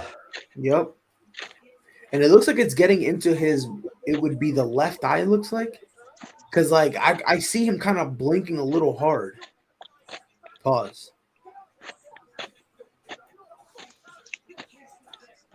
Okay, he took an elbow to it. Yeah. Now He took they're a back nice, up. since I'm behind y'all, I can see him. He took a nice elbow to it. Yeah, now they're back up on the cage, which does not bode Edson Barbosa well. Not. This It makes it even harder for him in this position. It's like he's not even trying to do anything. It's almost like he looks like he's giving up. Just conceding position. Just completely conceding position, man. Like, it almost looks like in his eyes, he's like, whatever, I lost, I don't care. Like, He needs to push off the hips, man. He needs to do it quick to try and change this fight. The fight's going in a direction of Mitchell. it's 2 It's minutes, 16 seconds left, round number 2. Mitchell stands up now. Posts up, he's on his feet. Now he's going to try and land some big shots from here. Posting on one knee again. And Bryce is not, and Edson is trying to get him off, and Bryce is just not. Up on the feet, Bryce is still holding on. And here it is. Mitchell trying to pass the guard. Another takedown for Bryce Mitchell. And this is ridiculous. This is just nuts. And boring. Bryce Mitchell is making Edson Barbosa look like he's making him look like Greg Hardy. This is insane. This is utterly insane. Like, I thought this would happen. This could possibly happen, but seeing it's just so weird. I didn't think he'd be that dominant. No. I thought Edson Barbosa would at least have pockets. He's trying to get on top, landing little shots now. Barbosa not doing anything. Honestly, he's getting completely smothered.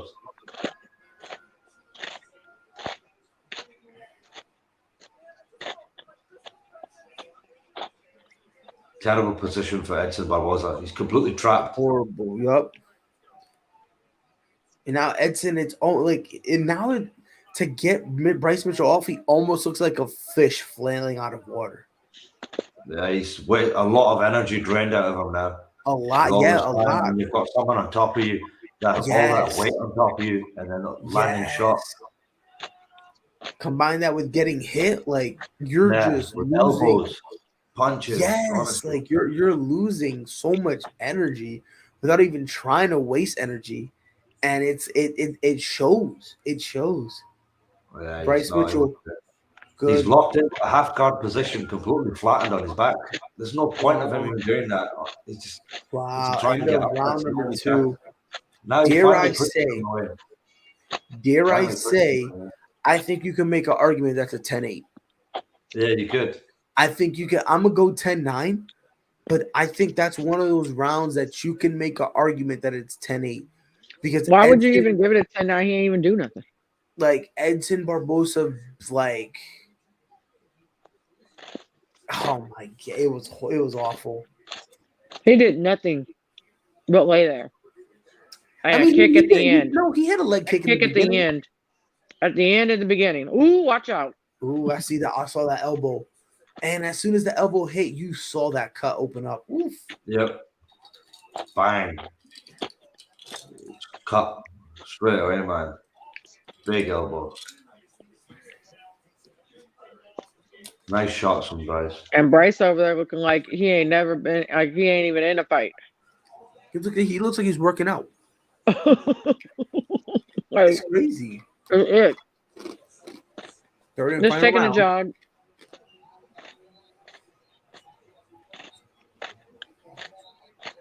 Ooh, that's Yeah, right. that's Yeah, that was the one I saw. Okay. That's it. Barbosa needs to go for it. It's his only option. Yeah. He said, literally, just go for it. Nice 1-2 from He has no Barbosa. choice. Yeah, Yeah, yeah. That- Mitchell went down, and Edson let him get back up. See, the fact that Edson let him get back up shows me that Edson understands I need a knockout. Like I can't risk it in any position where I go on the ground Yeah. and he reverses it and he dominates me. I can't risk that. Yeah. You don't trust his ground game. Nope.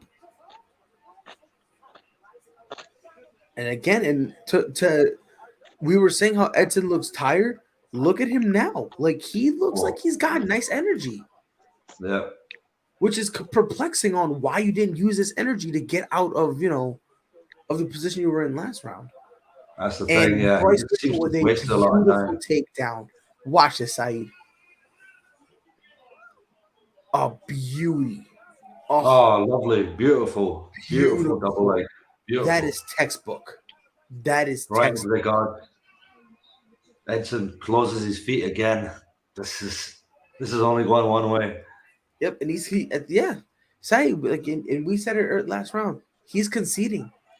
Yep. At this point, it's just like it is what it is. Like 4 out of 4 takedowns, 100% takedown rate in this fight for Bryce Mitchell. yes, yep. And it's crazy because Edson, it's weird. Edson is almost putting in this position where it's like, you know what? Let's get out of this fight with like minimal damage. Let's try to, that's kind of what he's doing. But the problem is Bryce Mitchell is like, no. Like you're gonna know you were in a fight with me. 3 minutes left in the third and final round. Standing up Oh my in goodness. Edson Barbosa's guard, back into his guard on his knees. 2 minutes 55 seconds left on my clock. This is only going one way. Mm-hmm. Barbosa needs a miracle. Oh. Okay, it looks like Edson wants to try to do something. And Bryce Mitchell with the strength. Oh my goodness gracious. Wow.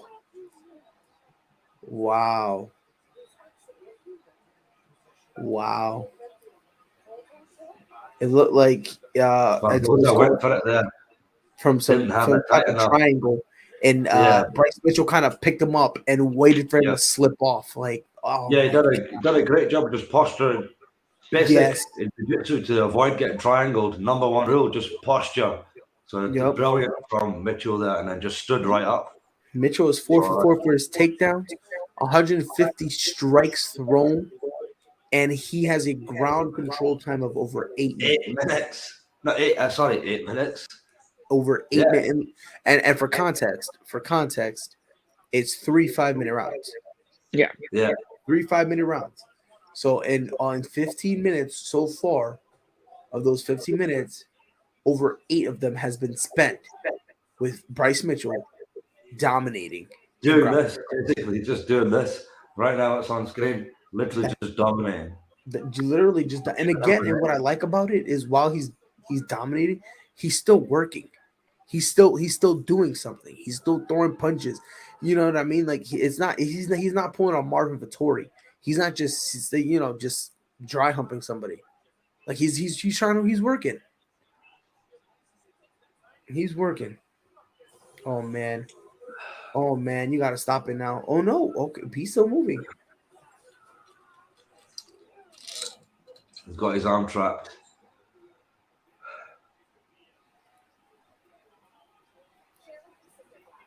Jeez. 40 seconds left. Don't like seeing Edson Barbosa getting completely dominated like this. Nah. That's a shame. Here's the question, though.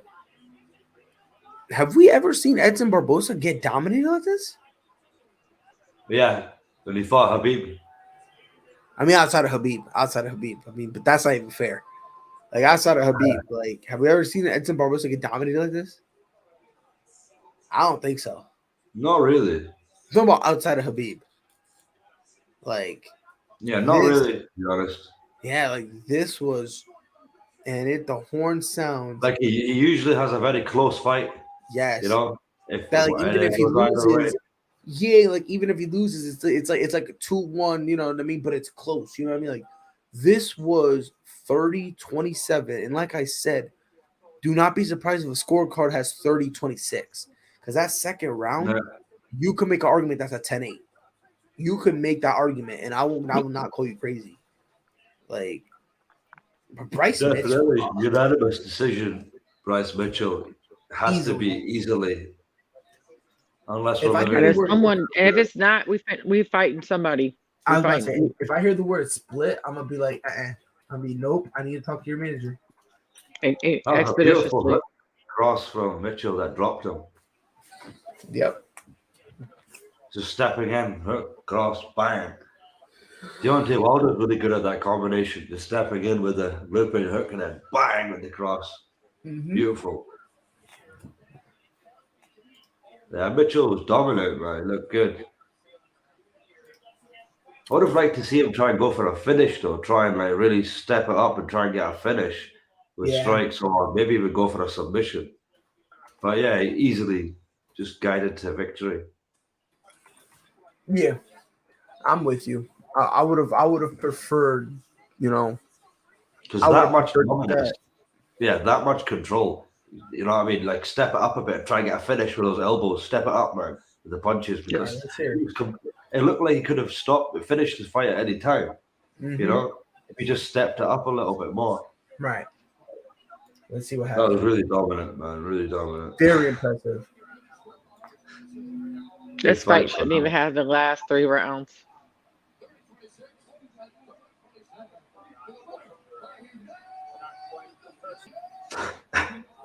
Hold on. Was there? So I heard a 30-26. Did I hear a 30-25? I didn't hear it, to be honest. I could I don't know, because when he said the scorecards, the last one said 30-27. The second one said 30-26. I could have sworn I heard the first one said 30-25. Fuck. Mm-hmm. Wicked, bro. That's wicked. And you ready for the 30-26. 30-26. 30-25, 30-26, 30-27. So it was 35-25? I'm not even mad. This was literal domination. Yeah. 25, 26, 27. 25 to 6 or 7. This was literal domination. This was domination of the grandest. Oh my god. 30-25? Yeah. That means you did nothing. I mean, literally what you did. No, because that means that basically what that means is round 2 and round 3 were 10-8s. And I gave him 10-8. If you would I gave 10-8 on round 10, because you came out for like a half a second, and then you were just laying there. Round 2 was definitely a 10-8. Yeah, 100%. I was like, look, man, 10-8. Like, I was with the. Because the thing is, he's not just holding him down. The thing is, he's actually hitting him with lots of strikes, and he's really active, as well as dominating the position. So, Barbosa's not even landing anything back in any way. But look at Bryce Mitchell. Look at him. The kid, he looks like he just went. Like, you know what it really looks like? It looks like he's still trying to make weight for the fight. That's what it looks like. He's just sweating to get It those. looks like he was last doing a rounds. grappling match. Yeah, like he just went through light sparring, like Michael Irvin, and it's crazy. I can just hear him. Carlos Correa, look at him, and Lance McCullers. I finally got a point. Michael Irvin. Who are these people? These guys celebrities in America? Darren Till and Jermaine. Oh my god. Oh, Chuck Liddell. Oh, I haven't got there yet. Who's I haven't. that? Who's that? I haven't seen there. I haven't seen my Michael yet. Darren Till and Chimaev. Hey, Michael, that's my boy. What a time to be alive. So just, to let's just make sure that we put the scoreboard up. I haven't been as bad. I blame the cookies. I didn't eat the cookies. When I was eating the cookies, I finally got a point.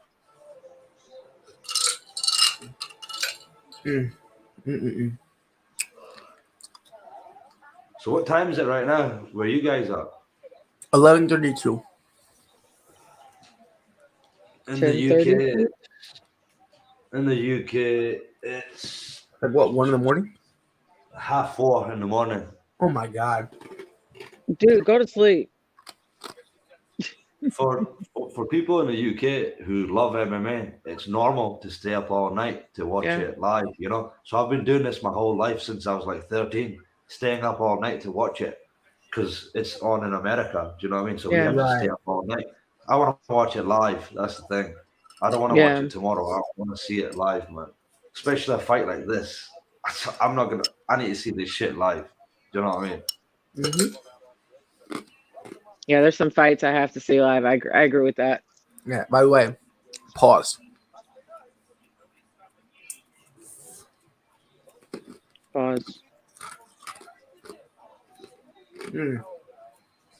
So, Rafael dos Anjos, Renato Moicano up next. Yes. Pause, because you ain't tell me what was in that cup, what you were drinking on. Pause. So Moicano's coming into this fight. See? Yeah, he ignored me. See? 160-pound catchweight bout. Rafael dos Anjos, he's ranked 6th in the lightweight division. Now, right now, he is the plus 150 underdog. RDS is a minus 170 favorite.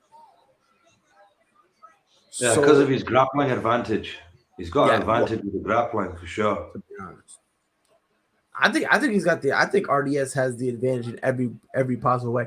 I think he has the power. I think he has the experience. I think he has the grab. I think he has the advantage in every possible way. I really do. Like, oh, nice highlights. We've knocked their Cup Swanson.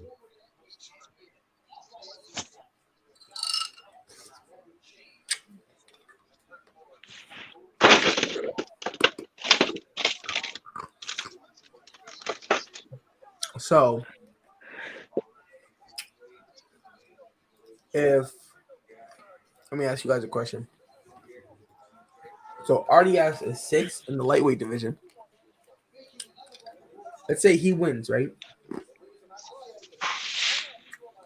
If he wins this fight, does it affect his ranking in the lightweight division? Do you say with this win he needs to fight for the title? Do you call this a title eliminator? Meaning if he loses, he's out of the title picture? Saeed, how much will this performance matter for RDS in terms of his lightweight ranking? Oh, massively. Because he's at a crossroads in his life, in his career, because he's been the champion. He's been a contender for years. He's up and down, with the wins and losses, and then gets on a streak, and then loses a couple and gets on a streak. So he's at that stage where he can't afford to lose to a guy like MOICANO right now if he wants to fight for the belt again, because he really needs to get a win here to, have a couple of more good wins and really make that claim for the title shot because I don't think he's near getting a title shot. You know, I think even if he wins this one, he'll need to win a couple more and look really good because the division is so stacked.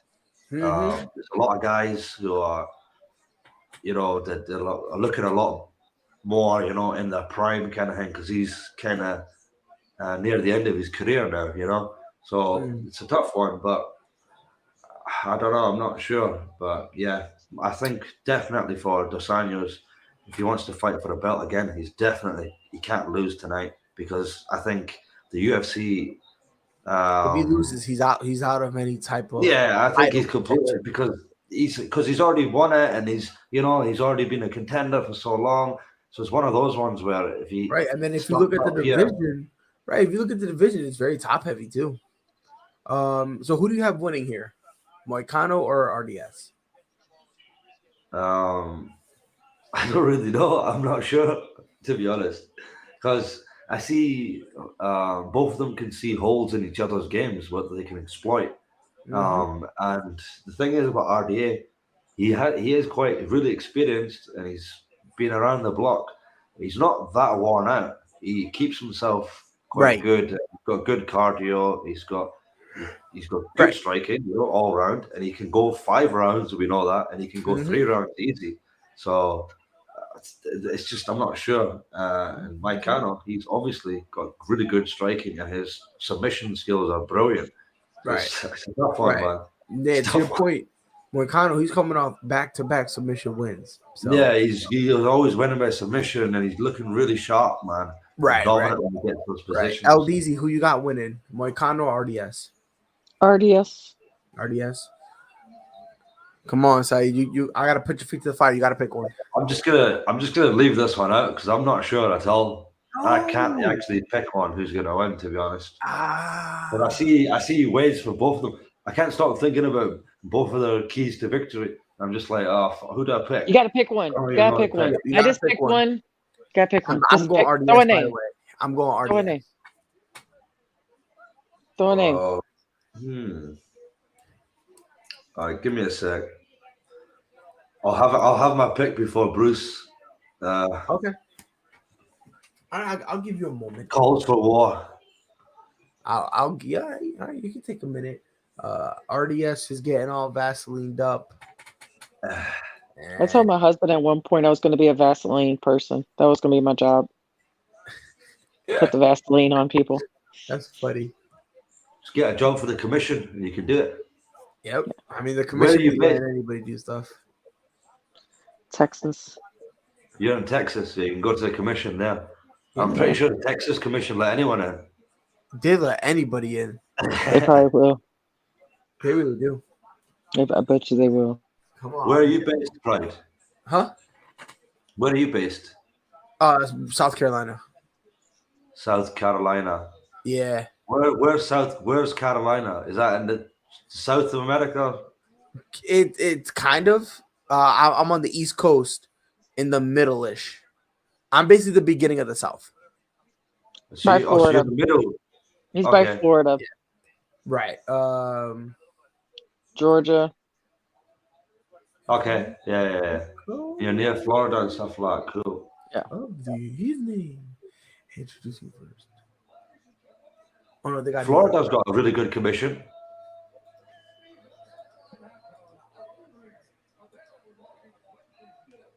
Las Vegas has obviously got the best commission in the world. Yep. Yeah.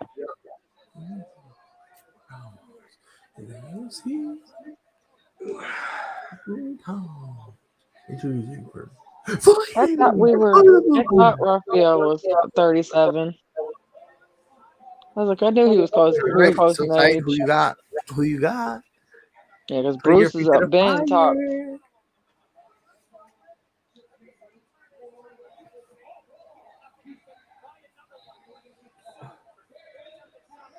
I think Brazilian was very focused. I will give it that.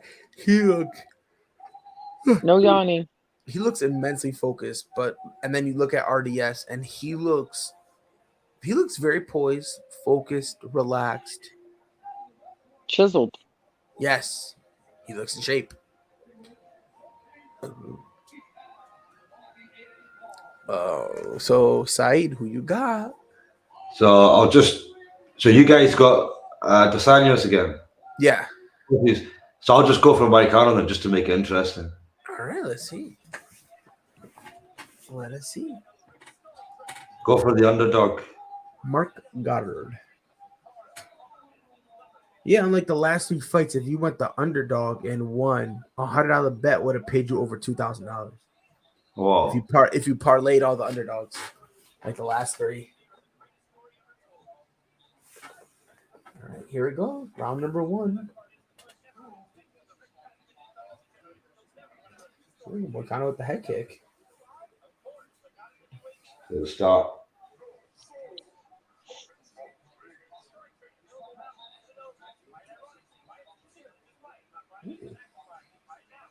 Both men moving around. Nice jab from MOICANO. MOICANO MOICANO got the height advantage here. Nice 1-2 from MOICANO. Ooh. He's got RD against the fence here. Wow. Okay. With the under overhooks. Oh, he's got his back. Oh, clinging on. Not smart. Lovely transition, and they separate. Back in the center of the cage in round number 1. Underhook again from an overhook from MOICANO. Landed 1 knee. Pushes RDA back to the fence. 1 underhook. 1 overhook. RDA pushing the hips away. But MOICANO's got him pinned against the fence here. 1 underhook. Trying to grab the wrist. Ooh.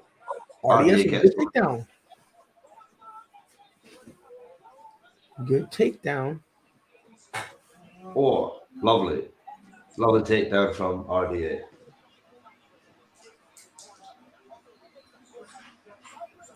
Yeah, brilliant work. Got him where he wants him. But MOICANO gets back up to his feet. Round number 1. Ooh. MOICANO barely misses. Oh, head kick attempt from RDA.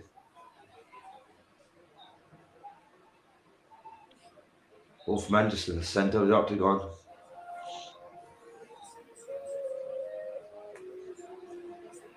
Another takedown from RDS. Beautiful. RDA again. Big slam. Yep. Which I like, but again, he's not really doing much with it. It's kind of just there.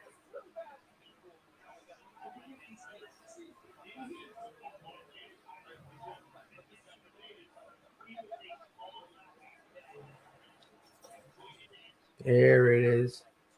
So just controlling him on the ground here. Yep, and now RDS is moving. Trying to get into a better, cleaner position. MOICANO's doing good, not wasting too much energy because he's getting pinned. So he's just kind of biding his time. But he doesn't want to waste too much time, though, on his back.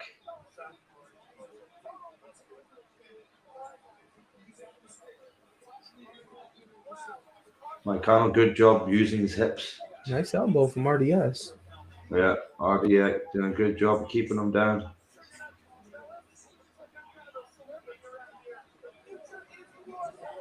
Rafael Dos Anjos is now the 7th fighter in UFC history with more than 1,500 significant strikes. Yeah, that's brilliant. Oh, big elbow. Good job. See, now RDS, and it looked like RDS was just kind of biding his time because now he's working. Now he is working.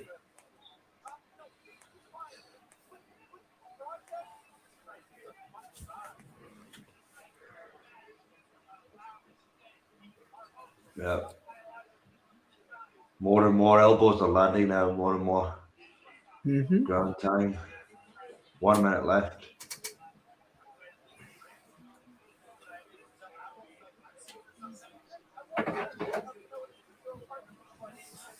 Yep, staying active, doing a good job here. Yep. Controlling the position, not letting MOICANO get any space at all to even get up. Brilliant. Nice elbows, man. Brilliant job. Now he's taking the pace a wee bit. Just shoving him down with his forearm. Yep. His face. Careful. There we go. Oh, holding him back of the head and just landing. Oh, trying to slip away, get the back, but he fails. RDA. I'll let it take it straight away. Not letting him slip away at all. And round number 1 comes to an end with RDS on top. Oh. That's 10-9 RDS. 10-9, definite 10-9. MOICANO started nice. He did. I liked how he started. His jabs were good. His crosses were good. Yep, it was great. But then it was that first takedown. That first takedown is kind of what put MOICANO into a very awkward situation, because I think after that first one, he kind of realized, like, damn, I could be taken down at will. Yeah, RDA looked good, man. Eh? Like his takedowns are swift. Yes. His ground and pound is good, looking sharp. He looks very clean. Always nice to see legends like fighting good, I think. Like guys like him. Obviously, he's not quite a legend yet, but he's gonna be a legend of MMA, this guy. You know what I mean? He's been around the block for ages. It's always good to see them performing well. See what happens round number 2. Yeah. MOICANO's going to need to, I think he's going to need to really address that. Go to plan B maybe, because plan A isn't working. All right, round number 2. And now it just kind of looks like Dos Anjos is just waiting to get that takedown. Yeah. It looks like he's just setting things up just for the takedown. And MOICANO is trying to do everything in his power to try to keep RDS at bay, but go straight from MOICANO. Leg kick for Dos Anjos. Let's go for a takedown. MOICANO stops it.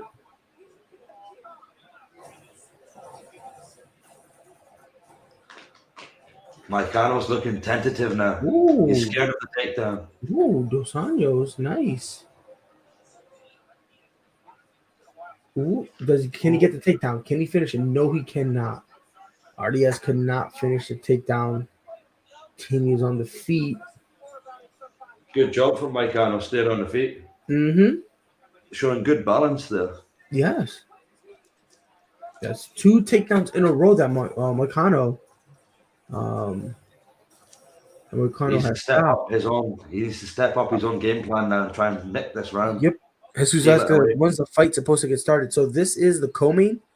It's round 2 of the co-main. So after this is when Colby Covington and Jorge Masvidal fight. So we're in round number 2. This is a 5-rounder. So let's see how long it lasts. So MOICANO looks drained already. It's crazy. Against the fence here, RD is going to get a takedown. Oh, he doesn't. MOICANO does good. It almost looks like RDS doesn't want to take down. It looks like he's trying to like plan something so he can get a finish. That's what it kind of looks like a little bit. And he gets a takedown. Yes, sir. And by the way, if you guys are watching along with us, when it gets to the main event, I'll let everyone, like, as soon as this fight ends, I'll let people know. So if you're like out of your room, like, you know, out of the room or something like that, and you don't know, I promise your boy will let you know. RDA just control, big elbow from RDA, beautiful off the break. Yeah, and again, this is just body kick from RDA. Yeah, it's just MOICANO just can't land that cross. He can land the jab, but he keeps missing with the cross. And the sad part about it is MOICANO, a lot of the shots he's throwing would be effective if he did them in the first round. He already looks so tired and drained that even now, if he just goes for it more with the combinations, but he's lost belief in himself and he's scared of the takedown. That's the problem here. He got taken down. He's just scared of getting taken down. Yeah. Because look, he went for the jab, went for the cross, and RDA ducked, took him down. Ducked easily. Because every time he throws that cross, he's just kind of just throwing it sloppily. So now he's kind of read it from a mile away. Exactly. So there's no technique. It's not clean. He's not disguising it or anything. You already know. So when he throws it, he's now off balance because it's already sloppy technique. And now RDS is seeing it, so he goes, okay, scoop, and then that's it. What time do you have on yours? I'm at 1:30. It's like it got worse. Oof. It got worse. Like seriously. Yeah, MOICANO needs to push off the hips. He can't just concede position and half guard here. Didn't you say the same exact thing for Edson? That's crazy. Like they're doing the same thing. This is the same fight back to back. Yeah, it's so bizarre. I'd like to see Barbosa now push the pace more with his strikes because he can keep him here easily. Yeah, and Jesus says something. It's as much as a mental game as it is physical, 110%. Because when you understand, like when you understand that no matter what I do, this guy's gonna have the advantage over me. Like MOICANO is trying to avoid the takedown. And when he gets taken down, it's almost like while he's going down, it's just this look of defeat on his face where he's just like, you know. And once you get in that position, it's very dangerous. It's very dangerous because he's not really trying to get out, because I don't even think it's that he's not trying. I don't think he can. That's the crazy part. I think he's trying everything he can, but it's just not enough. Round number 2 ends the same exact way as round number 1 ended, with RDS up top. 10-9. Saeed, the last fight is a carbon copy of this fight. Yes. Yeah, that's what I said. We're seeing the same fight twice in a row so far. That's what we're seeing so far. It's crazy. So as of now, I have both rounds 10-9 for RDS. Yeah, easily. Can you say this round was a 10-8? No. I'd give it 10-9. Right? Because the beginning, right? Yeah. I think in the beginning, did a good job of avoiding the takedown, staying on his feet, and landing some good by shots. the way, I'm on Twitter while this is going on, and people are saying this was a 10-8. And the only reason I'm not saying that is because, a lot of people are saying that. And where I have to disagree with it is basically solely because of the fact that he stopped. Like, not only was MOICANO kind of doing this thing in the beginning, you also got to remember he stopped 2 takedowns. Yep. Like RDS's first 2 takedowns, MOICANO stopped them. I'd like to see MOICANO focus more on his jab, just the jab. Don't throw the cross at the end. Just focus on getting that jab going. And then from there, try and work the hooks or try and get close and use your kicks. I want to see some more variety from MOICANO. There's good jab there. So work off that jab. Keep the distance more. Okay. Well, I'm going to let you guys go because I am so far behind. So. All right. We'll see you later, LDZ. Yes, I will listen and watch at the same time. All right. Bye. Bye. Oh, the jabs from Dos Anjos.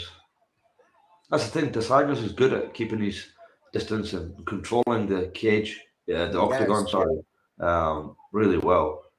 And cutting MOICANO off. Good head movement from Dos Anjos as well. Yeah. Oh, RDS. Okay. Oh. It's crazy because every time it looks like RDS is in a little bit of trouble, it's just he's just able to just get out of it effortlessly. It's crazy. In terms of significant strikes, RDS is 59-92. MOICANO is 24 of, I think it was 64 or something like that. Basically, RDS is throwing at a connect percentage of 55%. So, like they say in boxing, if you're landing over 55% in power shot and your power punches, you're gonna win the fight. That's what it is here. If you landed over 50% in significant strikes, you're gonna win the fight. And so far, RDS is cruising. Oh yeah, he should push the pace here and try and get a finish, honestly. Because I can see MOICANO fading away. Look at MOICANO. Okay. He was like,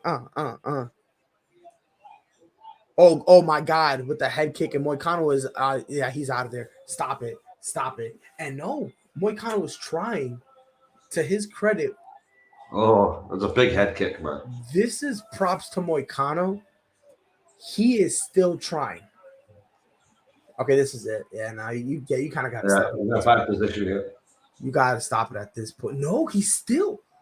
He's, This right here, I have nothing but respect for MOICANO. Any other fighter in his situation would have just taken the L and moved on. yeah, he's doing a good job of holding him. Try and get his breath back. Try and get some. And he's clear still his head. scrambling. He cleared his head. Yep. He was scrambling. He was still moving. He was showing the ref, hey, look, I'm here. Yeah, he was doing good there with his legs, creating space, trying to push off the hips, trying to show that he's still in the fight. Right.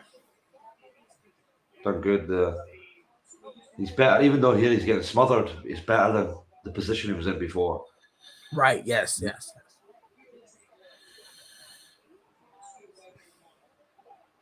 Yeah, it's going to be really hard for MOICANO here to come back from this. It's so difficult because after here, you would have to go for the finish. Yeah, and that's his only option again. That's it. Same as the last fight. Exactly. Like, really, the only thing you can do here potentially is come out next round, dominate to the point that it's a 10-8, which is very hard to do. And then after that, you're going to have to win the 5th round 10-9 and get a draw. Like, he's done a good job to survive. Yeah. Yeah, no, and I'm giving him I'm giving him props for surviving. Because like I said, any other fighter and taking this fight short notice, catch weight against the number 6 guy in another division, they would have just said whatever it is what it is. Major props to MOICANO for fighting. I'm giving it, this dude deserves respect. No debate.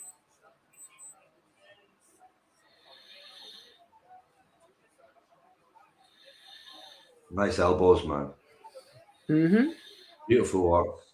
Good elbows from RDS. And just making it really uncomfortable for him as well, like sticking his forearm and his elbow right in his face. Yep. Those and when he's smothering the top part of his body, it makes it that much harder to breathe. So now you're in a very uncomfortable position where you don't want to fight. Like you just want to be able to go somewhere where you can just take that deep breath, and you can tell RDS is very upset right now. You can tell he's upset. He wanted to get that finish. He really wanted to get that finish. Yup, he wanted it bad, and you can tell. Round 3 ends the same way the other 2 rounds ended, with RDS on top. Wow. Well,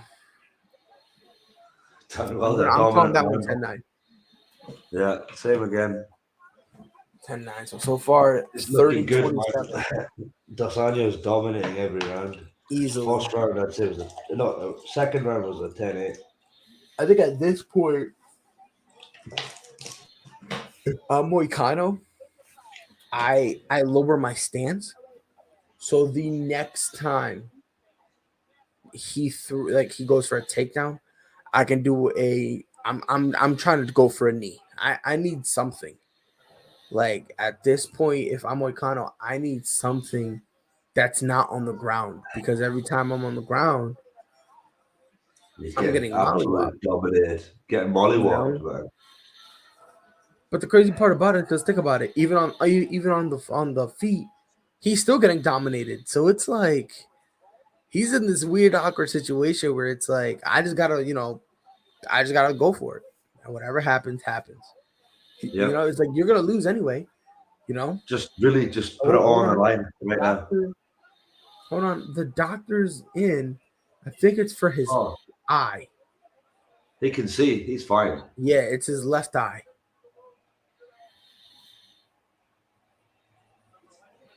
Wow. He wants to fight.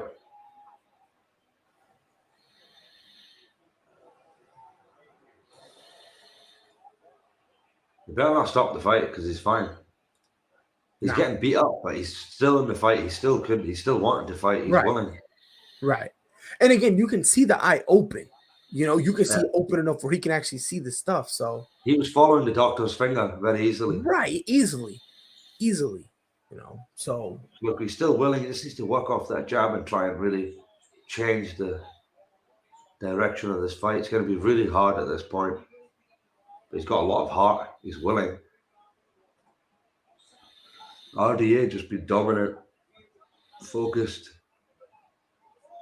Nice 1-2 from MOICANO. Finally landed with a 1-2 clean.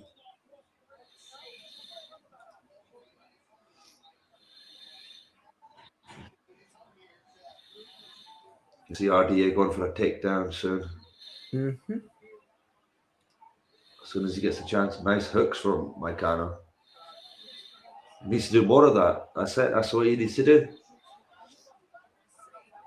Oh, RDA goes for a takedown and gets him down.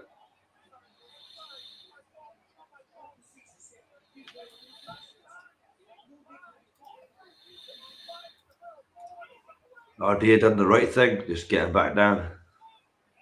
Because he's starting to land a lot of shots there. Mm-hmm. See, MOICANO's still in the fight. If it's on the feet, he's actually still got a chance. He's got a chance of actually winning. He does. He does, because again, he's taking a lot of good hits. He really is. And And, you know, again, especially this third round. Good job. Yeah, this third round. Listen, he hit a nice little three-piece combo that kind of had RDS like, okay, you know. Yeah. You know, it didn't rock him, but RDS felt it, you know, and that's what you need.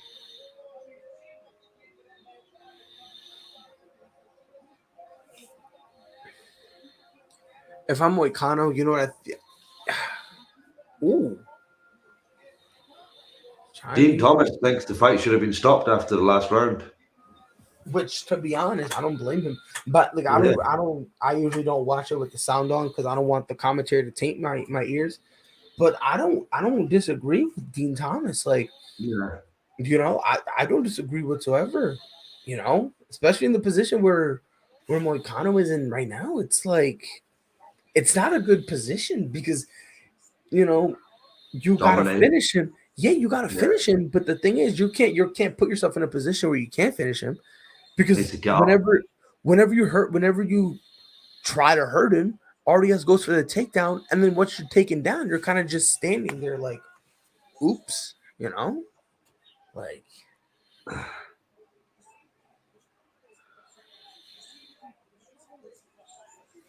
so just over 2 minutes left, round number 4.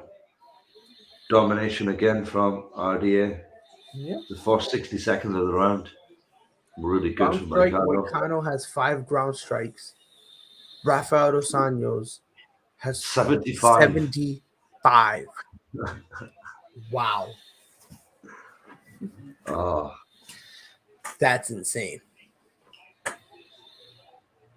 No, it looks like he's trying to go for a choke of sorts.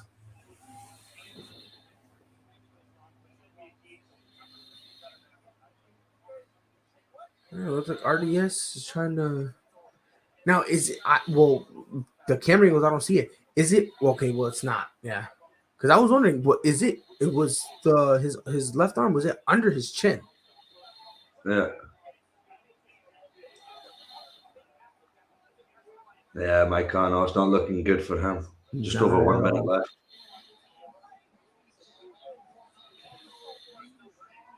Dos Anjos. Domination. It's very similar to when dos Anjos fought Anthony Pettis years ago when he won the belt. Yeah. This kind of performance.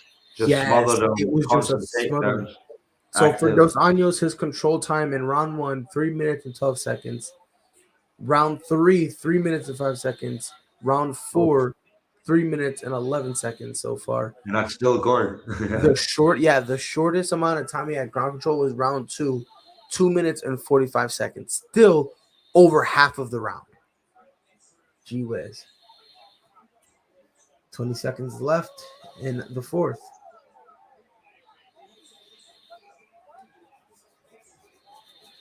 And MOICANO is back on his feet. Oh, big cut. Yep, it's a massive cut.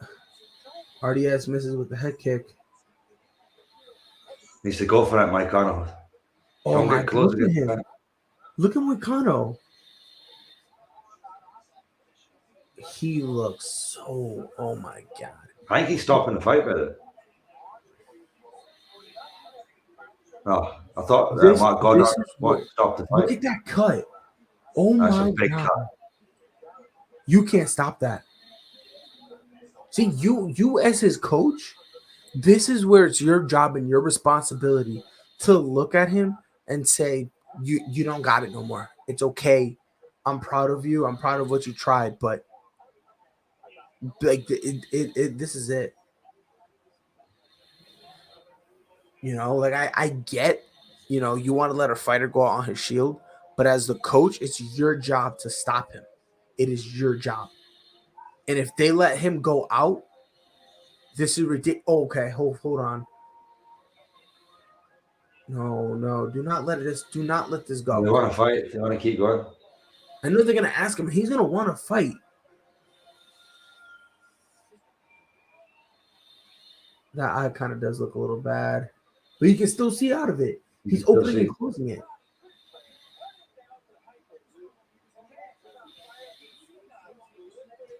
Please stop it. Need to hurry up. Need to decide, man. For his safety, please stop it. Please. You either stop it or let it go on. Hurry up. All right, come on. Man, they should probably just stop it. They're going to let him go. They're going to let him go. Wow. Yeah, that's bad for Mark Goddard. That's bad from him. He should have stopped that as the referee. That is cool. And I respect Mark Goddard, but that's bad on him. But you know who deserves the most blame? His coach. MOICANO's coach. This is horrible. This is horrible. Now, this is the kind of things where the commission needs to come in. The people you're on, just stop it. So Mark Goddard, you should be able to suspend. I think Mark Goddard fucked up there. That's not good. Yeah. Because imagine if this is Michael Bisping 2.0 and he now starts losing vision out of that eye to the point that he needs a fake eye. It's ridiculous. But again, credit to MOICANO. He's actually fighting. He's still throwing.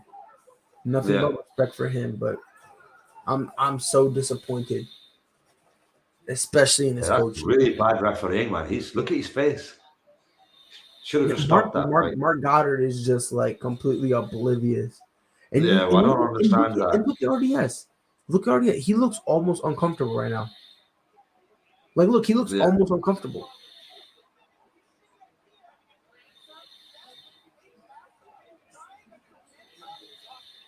That little faint takedown had MOICANO nervous.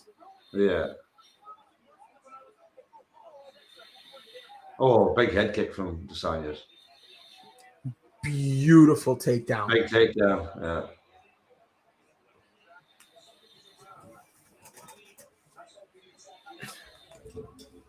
This is 13th fighter in UFC history with 60 plus takedowns. Rafael Dos Anjos. Historic year for the man tonight. Yes. It's domination. MOICANO gets up and throwing shots. Oh, nice uppercut. Wow. He'll get taken down any second. Yep. Oh no. Oh. RDS almost with the takedown. I was like, no. Oh, high kick attempt again. Ooh, good sprawl. Quite a lazy attempt there from Dos Anjos. Yeah. He's getting tired as well. Yep. 2:25 left in the final round. Yeah, MOICANO looking. He's still kind of in there, but he's really pushed the pace if he wants to try and make this. Showed so much heart. He needs to just swing for the fences here. Because he's got no other chance. Total strikes, MOICANO with 56. Rafael Dos Anjos with 161 total strikes. Oh. Domination. Yep. Nice uppercut again from MOICANO on cross, but not enough. He should try and hurt Desanya's. He's only got 1 minute 40 seconds to do it.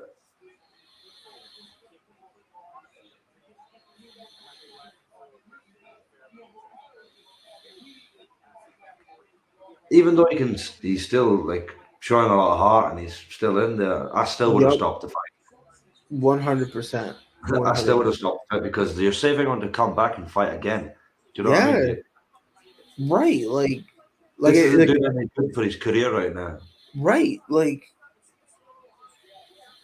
they're acting like it's 2-2 going into the 5th round. Like, nah, yeah, bro. exactly. Like, it's not. It's 4-0.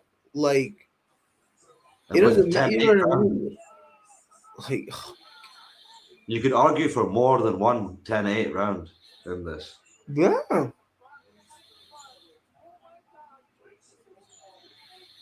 Maybe even more than RDS 2. got tagged. Oh, he got tagged, but not enough time left. He got tagged, yeah. Ooh, RDS got tagged again. Yeah, it's too late. 30 seconds left. He should get a performance bonus for this. MOICANO definitely. Yeah.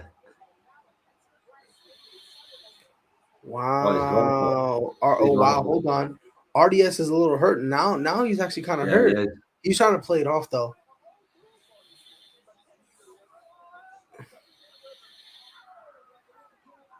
Big uppercut from MOICANO. Ooh. Oh. Wow. Take down to finish off. Oh. Wow. Oh. MOICANO. Whoa, he's pushing everyone like, get off of me. He's like, get off of me. Yeah. I just saw someone say he's the Brazilian zombie. Yeah, Bilal Muhammad. Yo, that's funny. Damien says, I can't wait to hear what Dana has to say about it. Like, no debate. Like, I'm very curious as well. MOICANO definitely ain't a bitch. Can't call him back in a second. I'm just going to take a quick toilet break. Go ahead, take your time. But yeah, no, listen. MOICANO tried, and I give him a lot of props because, like I said, I think it was the 3rd round. He got hit, and he got hit hard.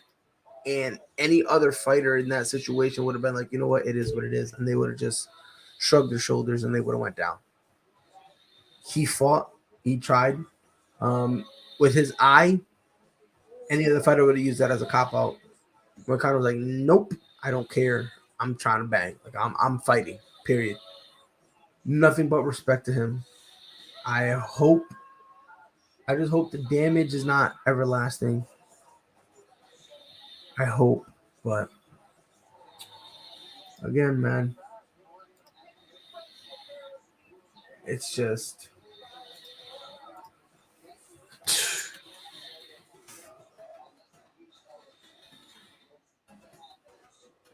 I just don't understand why they especially his coaching.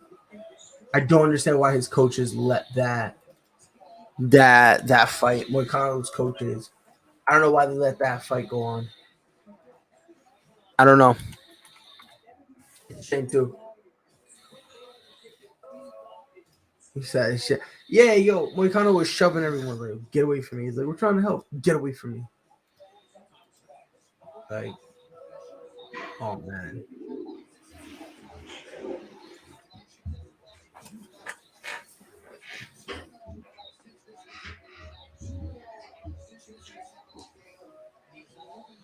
Did RDS lose some teeth?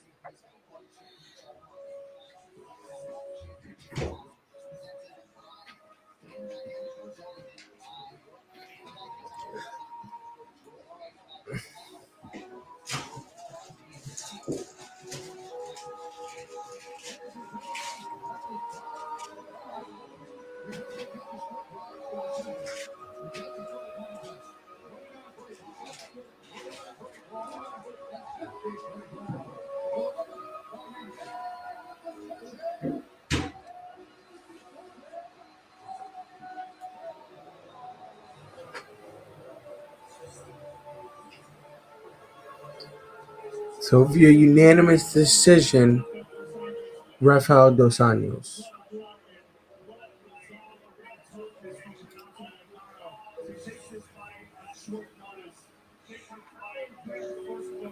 And Rafael dos Anjos is the 10th fighter in UFC history with 20 or more wins.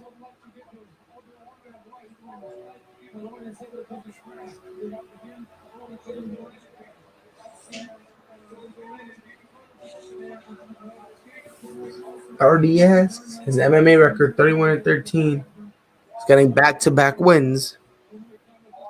It's going to put RDS in definite title contention. Whether or not he stays there, who knows? Yeah, and Chris, you missed it. Like I said it. His corner, his coach more specifically, they need to get fined or suspended or something. Because MOICANO wasn't showing any. Like, listen, MOICANO, listen, warrior. This dude is tough. He's got heart. You can't question it. But your job as a cornerman is to stop the fighter when it's too much. When it's too much, it's your job to sit him down and say, "Look, bro, I love you, I respect you, but we gotta stop." They didn't do that. I just hope with the damage that MOICANO suffered, I'm just hoping that it's not, it's not crazy.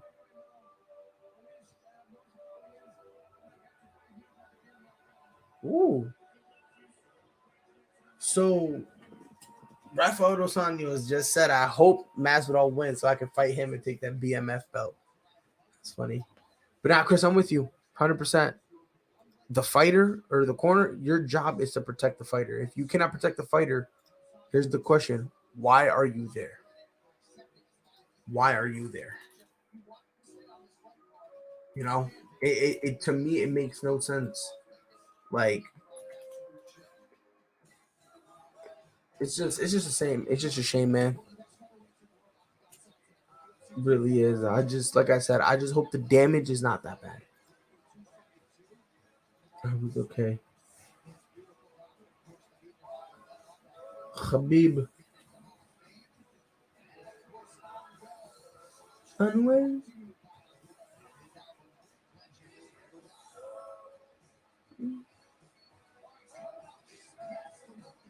And this is it. By the way, Jesus, I remember you asking earlier. The main event, it's about to start. It is about to start. So, we'll cap on the scoreboard. Never lost, undefeated. UFC BMF champion. Is this for the BMF title? No.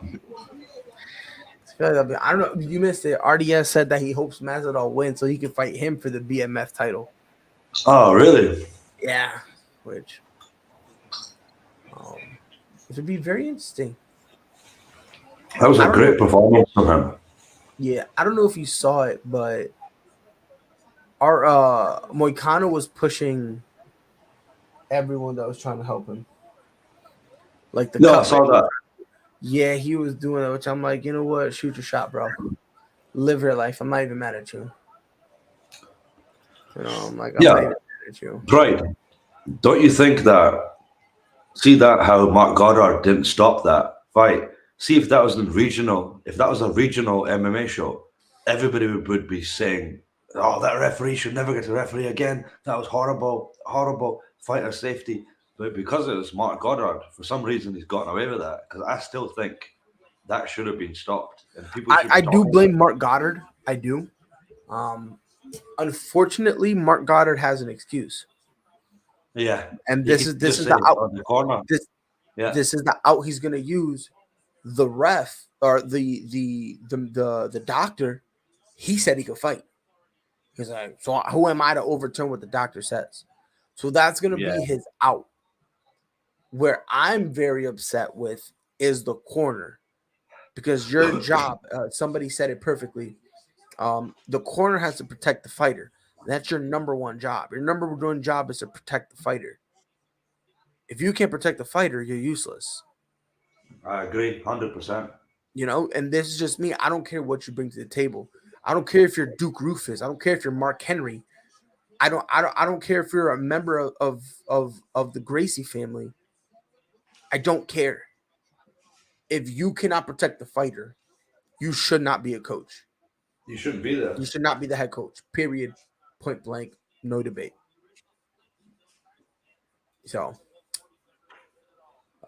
yeah, it's gonna be. So now they're doing the promo thing for Colby Covington versus Jorge Masvidal. Yep. This is gonna be a big one. This is gonna be huge. This is what we all came for. Yo, Chris, I'm gonna do a watch along for 273. Definitely. Because that's gonna be a great card. If you're down, Chris, 100%, I have no problem throwing you an invite. Oh yeah, I'll definitely do that. You're in there too, say? Because like I said, I'm down. Because you know what I mean? Like I said, Alexander Volkanovski versus the Korean Zombie, that's gonna be a great one. Yeah. Aljamain Sterling is gonna get his head pounded in, so that's what I'm here for. You know what I mean? And then obviously Kevin Gastelum opening the card. That'll be nice. I think top to bottom is gonna be a great card. So yeah, bet. I think so. We're gonna have 3. Yeah, I think this should be the start of. We should do this for every big card, every big pay-per-view. We should. I wouldn't mind it. Sure, I definitely wouldn't mind it. Definitely would not mind it.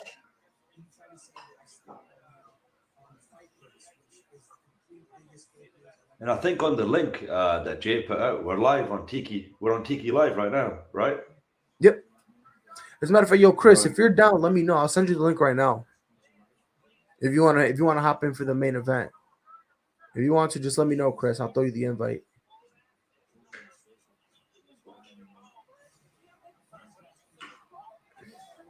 Yeah, so both men, I mean, they know each other well. The big rivalry, they were best friends. They live together. They train together. They know everything about one another. But now they're bitter rivals, absolute bitter rivals. And it's been a big melting pot of just friction between the two. It's been a brilliant build-up. There's a lot being said.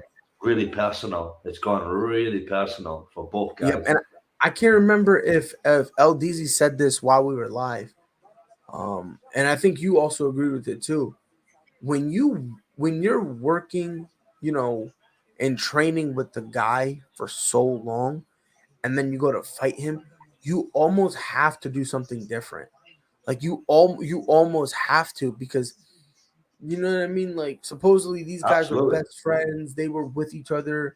You know what I mean? Like if Jorge Masvidal, he might have to, he might have to shoot for some takedowns. Colby Covington might have to just abandon wrestling altogether and just basically maybe even do kickboxing or something. Like you're gonna have to do something completely different. Like at least that's what I would assume their mentality would be going in.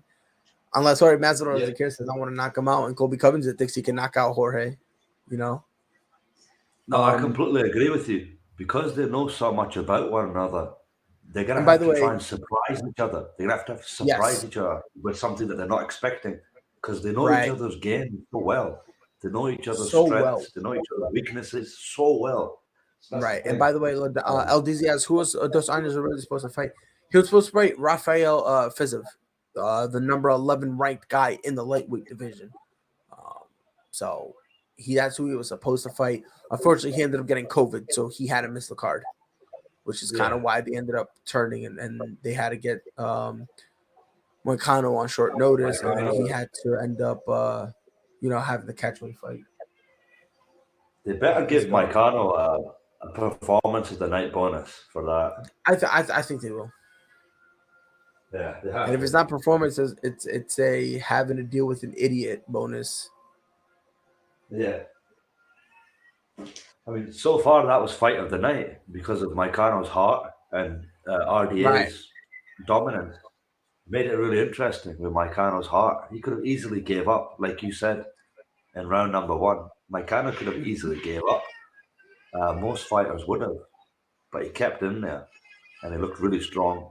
At parts, on his feet, he looked decent, But overall, you know, he was on the receiving end. He was the nail, but he kept in there. So a lot of respect. A lot of respect to MOICANO. Yeah. So who do you have winning this? Jorge or Colby? I'm going to go with Colby for this one because I see he's got more keys to victory. But it's going to be complete 50-50 fight, I think, and it's going to go. It's going to be lots of ups and downs. It's not going to be a clear cut. Like it's going to be a. I expect fireworks. There's going to be times where Colby Covington looks like an unranked fighter, and there's going to be times where in terms of the of his technique, Jorge Masvidal is going to look like back when he was street fighting. Like there's going to be times where each guy, for each moment that they have great, they're going to have moments that they don't look good, you know. But you know, when if the hatred that's between these guys is that real, if it's real and they really hate each other like that, this is the type of fight that guys just come out sloppy because it's just full of emotion. Yeah, you know. So let's see. Right now, Jorge Masvidal, he is in the octagon, awaiting the arrival of Colby Covington. Yeah, Masvidal's looking ready. Masvidal looks focused, on point. He looks focused. He really does. Like he looks like if looks could kill. Yeah. Oh my God, they're turning the lights out for Colby Covington. I hate when they do stuff like this. Because it's like, I don't care about your entrance. Like, who cares? Angle. Yeah, he comes at the cut angle. Yeah. So it's kind of like, I don't care. He wants to get those boos because he's playing the heel.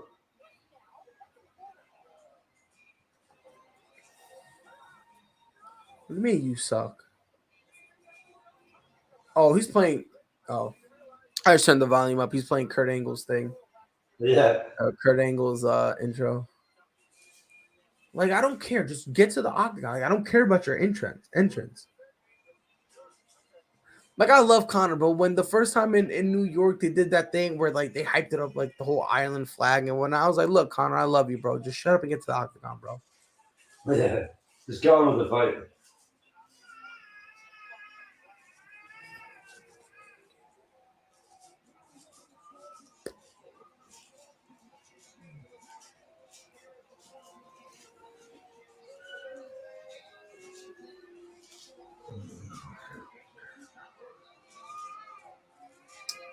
So Colby Covington is making his way down to the ring, to the octagon.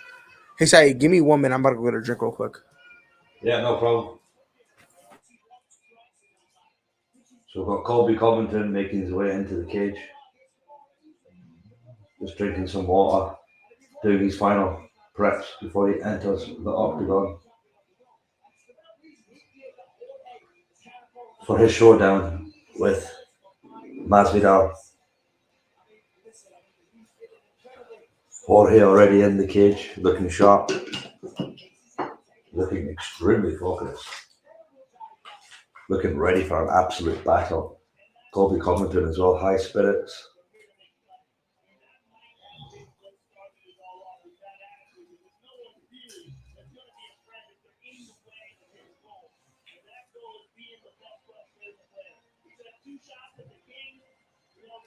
As Joe Rogan saying, he's had 2 shots at the king. Both men have fought Kamaru Usman twice each.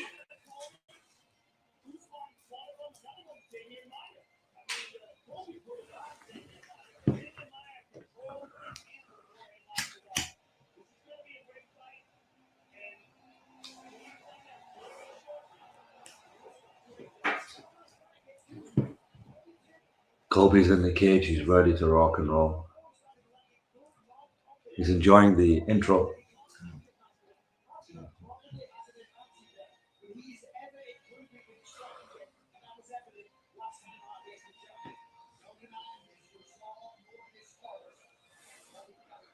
Masvidal not paying attention to Colby's entrance with his back turned to Colby.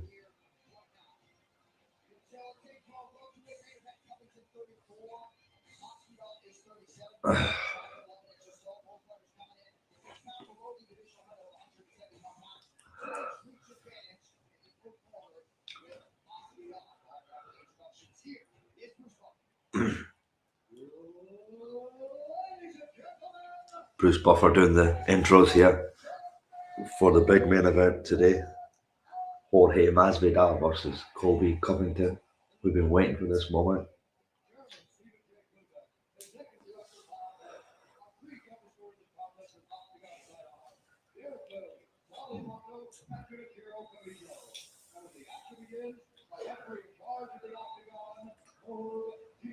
Herb Dean, the referee for the main event.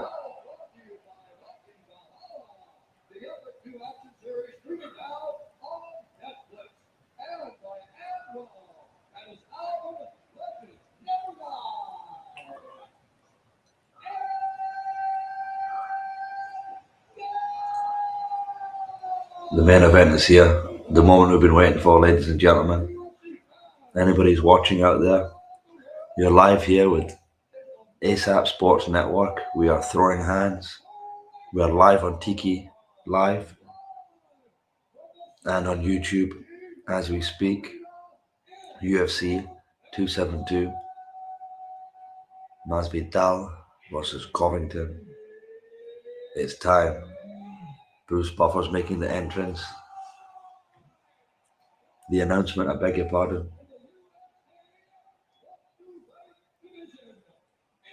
We've been waiting for this moment for a long time. It's finally here.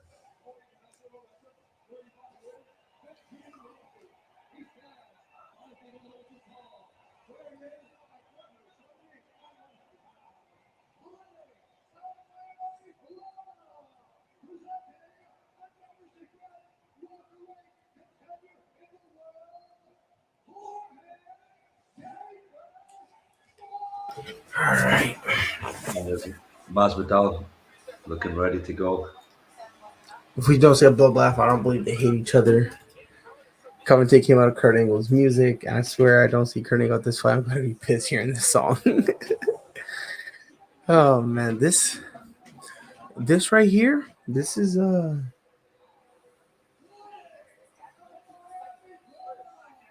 this is it. Which again, Colby. honestly, it doesn't even matter who wins, to be honest, because none of them are getting a title shot. So Yeah. you know, Doesn't matter in the grand scheme of things. It's a grudge match though. It's for bragging rights. like their personal thing, like you know, Bragging rights. And it's a fucking big matchup. Huge matchup as well. if this would have been even bigger last year, like if they did this last year, oh my god, this would have been massive. Wait, I thought, why is Colby too scared to get that close to Jorge? You see Colby, he's like, oh, I don't want to get too close. Oh, I'm nervous. Yeah. It's like, wait, Don't want to get too close to Masvidal. because he loves getting in people's faces, and it's weird that he doesn't want to get in. Yeah, he looks nervous. Colby looks nervous. He really does.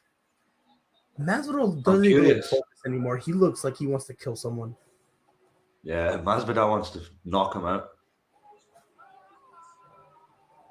But maybe that I don't want he tried to do the knee thing, and he tried to do that knee thing. He caught he caught Ben Askren with. Yeah.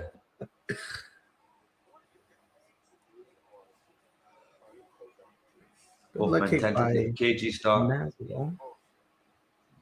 Oh, Colby lunging in with the cross there. That didn't look good at all. Cross jab from Colby. Yeah. Nice low kick from Masvidal. And that's the thing. Hard like again, let him keep lunging. You lunge, you're gonna put yourself in a very bad situation. Yeah. You know, especially with those sloppy lunges, you got to be careful. Really sloppy again from Colby. And the only thing I can think of is he probably thinks, as long as I catch him with one of these, I'll be fine. Look at him. Masvidal doing a good job so far of not getting taken down. Yeah, strong overhook from Masvidal. Again, Colby's struggling here. like when you fight a guy, you gotta come up with some new stuff, and Oh, got him down. Nearly. if I'm Colby Covington, I let go.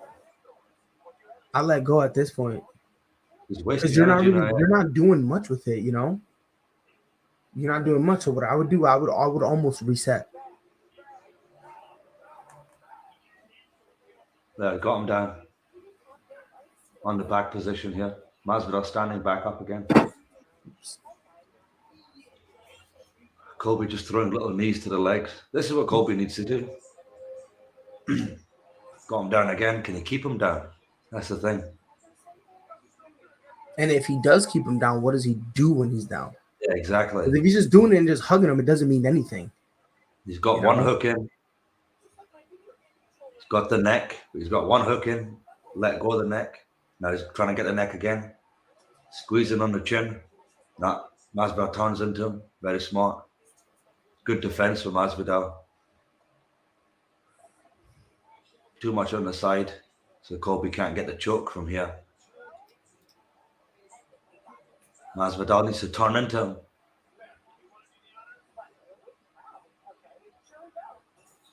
That's it. Colby needs to land more strikes from here. And this is some of the groundwork that just Jorge Masvidal just doesn't really, he doesn't really do, So it's like he's on the ground now. He's in a situation where he's like, it's not that I don't know what to do, but it's just you're not comfortable there. Yeah, and Colby's too good at making it really difficult for him. Good job from Colby controlling the position. And and Masvidal's kind of waiting to get the opportunity to stand because that's what he wants. Unfortunately, with the way Colby's leg is over kind of the inside hip of Masvidal's right leg, it kind of is making it very difficult where he won't be able to. He can't just get up effortlessly. It's actually like a work. Yeah, that grapevine of the leg makes it really hard for Masvidal.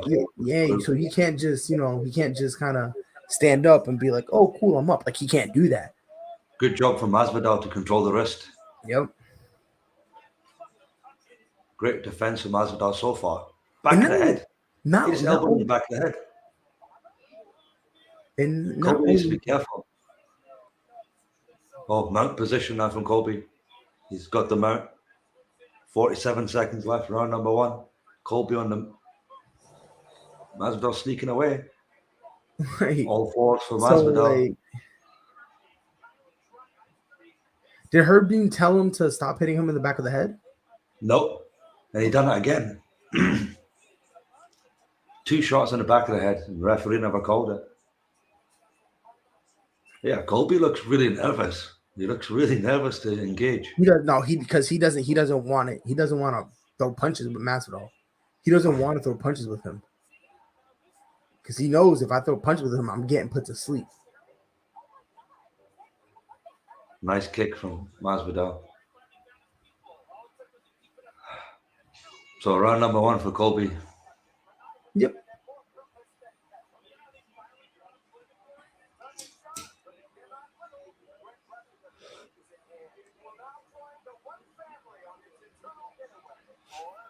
Masvidal done a good job in that round to control the wrist, defend himself really well, and avoid not only did he defend well, but something that impressed me a lot was his composure. Like while he was down there, like usually when all this bad tension and bad blood is there, there's a moment where they kind of break their composure when they're in a situation like that. Props to Jorge Masvidal. Roger says, is Colby dominating? No. Definitely not dominating, but controlling. Yes, he won round one, 10-9, but not dominating at all. Yeah, correct. Yeah, I'm not going to go as far as saying dominating. Control is the perfect word. Because, again, on the feet, he looks scared. He looks very nervous. He looks very tentative, throwing very sloppy. And you can tell he feels more comfortable when he's on the ground. So dominating, no, but definitely controlling. And yeah, I'll give it 10-9 to Colby. Yep. Yeah. Okay, so Herb, it looks like Herb is talking to him and saying, "Stop throwing hitting him behind the head." He said, "Stop throwing the behind the shot head shots." Colby fell there momentarily, got back up. Masvidal in the center of the octagon. Oh, big low kick from Masvidal. And no worries, Roger. Listen, if you got any more questions, feel free to comment. And in between rounds, we have no problem answering them. Oh, Colby lunging in again. He needs to stop lunging in like that with the 1-2. Just use his feet and the thing is, right, and with those lunges, like Jorge Masvidal can counterpunch. Once he starts getting that timing down, Colby's going to feel something, you know? The longer the fight stays on the feet, Masvidal's going to start turning the tide. Right. You can already see it with his jabs and his kicks. He's starting to get his jabs and kicks are already having Colby Covington be like very, very, very nervous, you know? Very selective, very, very, very nervous, cagey. Yes, like, you know, he's kind of like, you know, like as much talk as Colby Covington has done, he understands I have no choice but to respect his stand-up, because his stand-up is something. It's something to be reckoned with. Yeah. Masvidal doing a great job of landing some nice elbows there. Made Colby really think about it and move his head.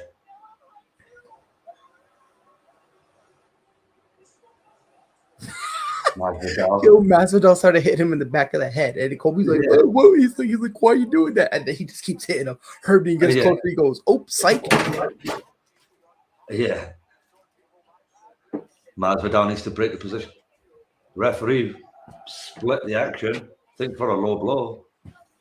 Oh, I didn't see it. Didn't look like a low blow, but.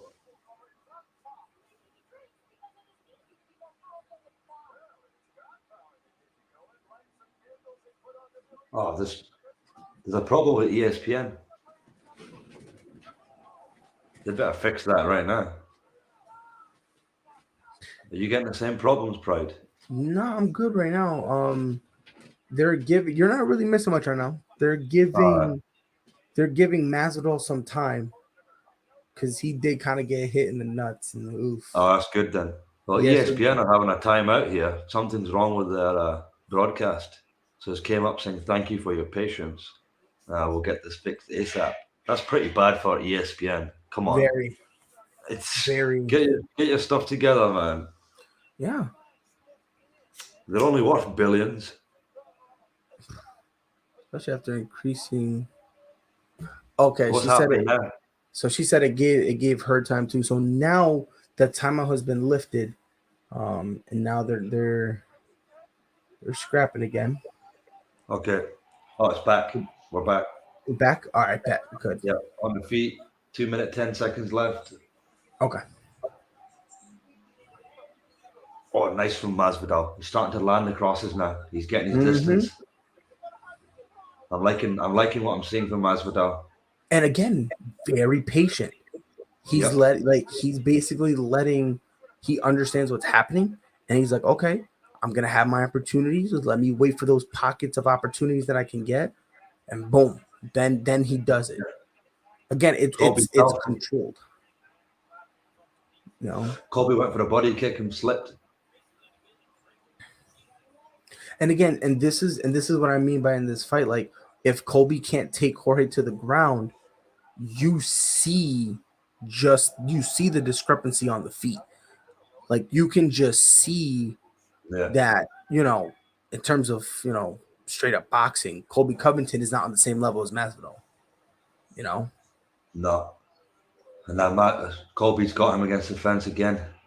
Masvidal doing a great job of getting back up. Yeah. Brilliant from Masvidal. Which again, notice something. Notice what Masvidal did. He kept his elbow near his leg so Colby couldn't step over. So that way he didn't have him pinned. That is a great on-the-fly tweak from Masvidal. That's phenomenal stuff right there. I'm loving that, what you just mentioned from Masvidal, and I'm also loving the pressure from Colby. even though some of the strikes aren't clean, I'm loving the pressure he's putting on. Yeah, he's coming forward. Defending everything, though. Masvidal pretty much defending everything. Yeah. And, you know, and it's not discouraging Colby to the point where he's not doing it anymore, you know? He still understands, look, even if he stops, I still have to, you know, I still got to stick with the game plan, you know? So. Oh, nice hooks from Colby. Nice. Oh, Masvidal got caught there twice. Last 5 seconds of round number 2. 10-9 to Colby again. So two rounds up. You're Colby. giving that one to Colby? I'm giving that one to Masvidal. Maybe I'm being hasty, but from the end of the round, because of the pressure that Colby finished with. And I do like that pressure. Don't get it twisted. I do like that pressure. But I just feel like, especially stopping a lot of the takedowns. Yeah, and the low kicks, to be honest, were beautiful from Masvidal. Right. And you know what I mean? With all of that, combined with the fact that we got to remember, before he got the takedown, Masvidal was doing whatever he wanted in the first half of that round. Now, granted, especially in the second half, especially towards like the last 45 seconds, Colby was being aggressive, but Masvidal, like, you know, he was missing a lot, and Masvidal was also throwing some stuff back too. You know what I mean? So absolutely. I just look at it in its totality. I'm going with Masvidal. I'm gonna give it to him, so that way it's 1-1. Yeah, could easily be. Yeah, because I think for Masvidal, round 2 was way better than round 1. Like round 1, it was like definitely Colby 10-9, no debate. Round 2, on the other hand, I think, you know, I think Masvidal won it. You give it to Colby. Shoots a single. Colby shoot. Oh, Masvidal defends a single leg attempt again. Beautiful. Masvidal's really improved with his wrestling, honestly, because the defense he's showing today is brilliant. Yes, his defensive wrestling is just phenomenal. Good hooks, I don't know, Colby. but I don't know if it's his defensive wrestling or if it's the fact that it's Colby Covington. You know what I mean? Exactly. Oh, Colby gets the takedown. Yeah, because it could be his takedown against the fence. He's got his leg hooked. I'm seeing a lot of people saying that they gave round 2 to Masvidal. So on a lot of people's scorecards, they're giving it right now. It's 19-19. Yeah, a lot of people have it like that. Good. Yeah, it's looking good to be a good one. 1-1. You got Colby's got him down right now, landing some nice shots. Masvidal just needs to get away from the fence and just create a bit of space. He does. Get back on his feet. Now notice something. Jorge Masvidal has not locked his feet. No. The last 3 fights, they locked their feet and put themselves in an awkward position where they couldn't really do anything. Yeah. Masvidal is kind of leaving his feet. Now, I don't know if it's just him not knowing wrestling or if he's just doing it to give himself extra room. I'm not sure. But he's putting himself in a situation where he can push off. You know, he can. Yeah, right now, you know, he's in the guard. He needs to. Colby's doing a great job of just pressuring him and just pinning him against the fence. Yeah, not giving him any space. He's wrestling, but again, he's actually doing something. It's not like he's just laying on top of him. He's actually doing something. So now Masvidal now got his feet crossed.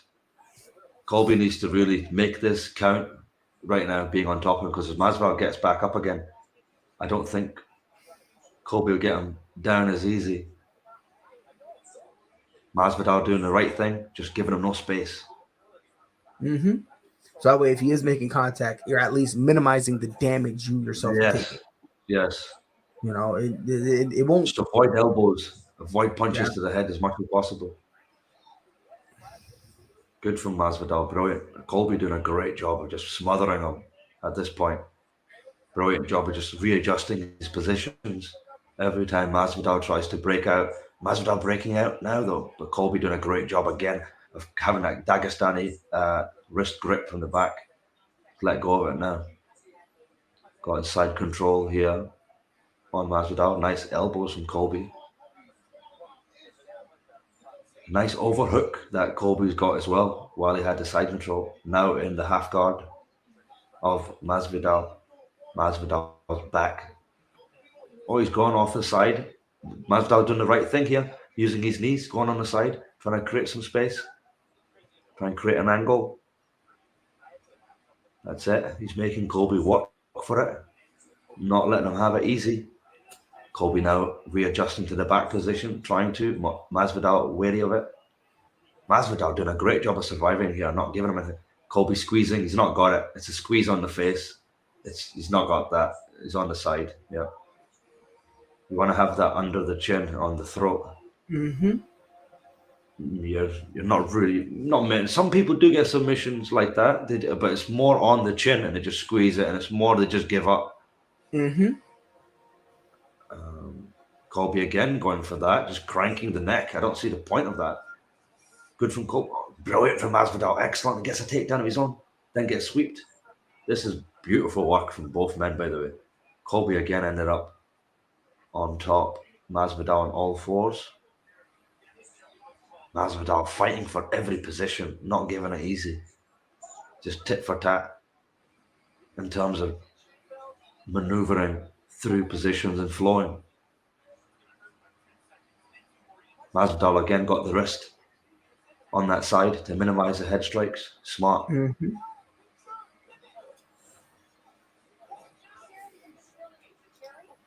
Brilliant from Masvidal. Excellent. Took his time, got back up.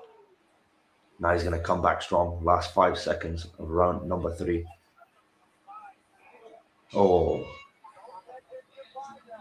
So I think in this round, Colby started to just put more pressure on and kind of just slightly push ahead. Yeah. Right now it's 2-1 Covington. Yeah, I got a 2-1 Covington. Roger asks, still in the fight. Oh, definitely. Roger asks, where is Leon Edwards in the welterweight picture after this fight? I think Dana White said it, but I think Dana said that Leon Edwards is getting the next. Yeah, he should be title shot. Yeah, so I believe he is the next guy. So I think he's getting the title fight regardless. I've made my thoughts known on this. I don't think the winner. I don't think it matters really who wins in terms of the title shot in this fight, because they both lost to Kamaru Usman twice. You know, Leon Edwards hasn't had an opportunity, so he's gonna get one. So boom, that's him. And then at the same time, Chimaev, if he wins, I think he's on in like 2 weeks. Yeah, against Gilbert Burns. Yeah, against Gilbert Burns, which is the number 2 guy. If he wins, then that's a super highway to Kamaru Usman. You know what Absolutely. I mean? So it's like you look at those 2 guys. I like me some Sean Brady. You give him one more win against a top 5 guy, and they'll probably throw him in the title picture too. You know, so definitely. And then you've got Bilal Muhammad in the mix. You've got guys like that there, that are ready to go. Yeah, you got Bilal Muhammad, Vicente Luque. You know what I mean? You got other guys you kind of got to respect. So. Oh yeah, so Luque as well. Great winning streak. Colby putting the pressure here again, trying to work for another takedown. Masvidal doing a good job of getting the underhook there, but Colby's got one leg scooped up. Can he finish the takedown here? Masvidal, good balance. Phenomenal balance, man. Yeah, really good. Excellent. Brilliant. Managed to get his foot out. Brilliant work from Masvidal. One sloppy 1-2, but then he lands at the end with another shot and back against the fence. It's almost like Colby doesn't even care about his technique with his hands right now. He just wants to get close and just get. He's just throwing recklessly, not to land, not to do damage, but to just get close enough where he wants to put Jorge Masvidal up against the cage, so that way he has to cover. Nice uppercut from Colby. A nice hook there.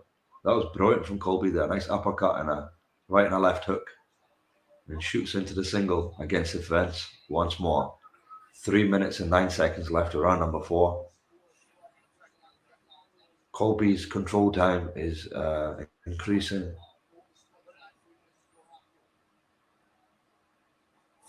Masvidal. Brilliant balance All once right. again. Yeah. Doesn't get Well, taken because down. we answered it, Excellent. we'll at the end of this round we'll run it back for you. Or knee to the stomach from Masvidal. Again, Masvidal's not I'm going loving down the easy. resilience. Yeah, I'm loving the resilience. And you said this earlier. It's like a lot of judges, they value takedown stops. They value takedown defense to the point that they'll actually kind of give you a partial point for that. Yep. So maybe, you know what I mean? Maybe a lot of guys are like, okay, you know, he is kind of, you know, controlling, but at the same time, Oh, we're taking a Masvidal- lot of shots here for some reason. Oh my God. Masvidal needs to move, but he took them all. he looks He's tired smiling. right now. He doesn't look hurt, but he's smiling. Colby's just Yeah, pressuring he's him smart. that Because much. this has been said about Colby Covington. He has no power. Like that is something that's been said about him.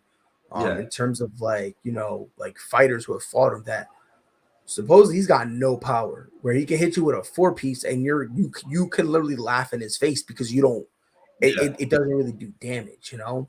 Absolutely. So the mere fact that Colby just got really dropped on one knee. Colby just got dropped on one knee. hold on, He's standing with Masvidal for too much. He needs to go for a takedown. He needs to move his feet. I just saw it. Oh yeah, He needs he's to move hurt. his feet. He is hurt bad. He's a little stiff. He's a little stiff right now.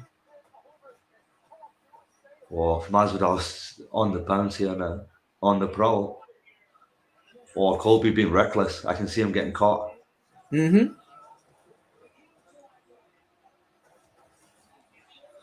Oh, this is brilliant stuff here. 1 minute left of round number 4.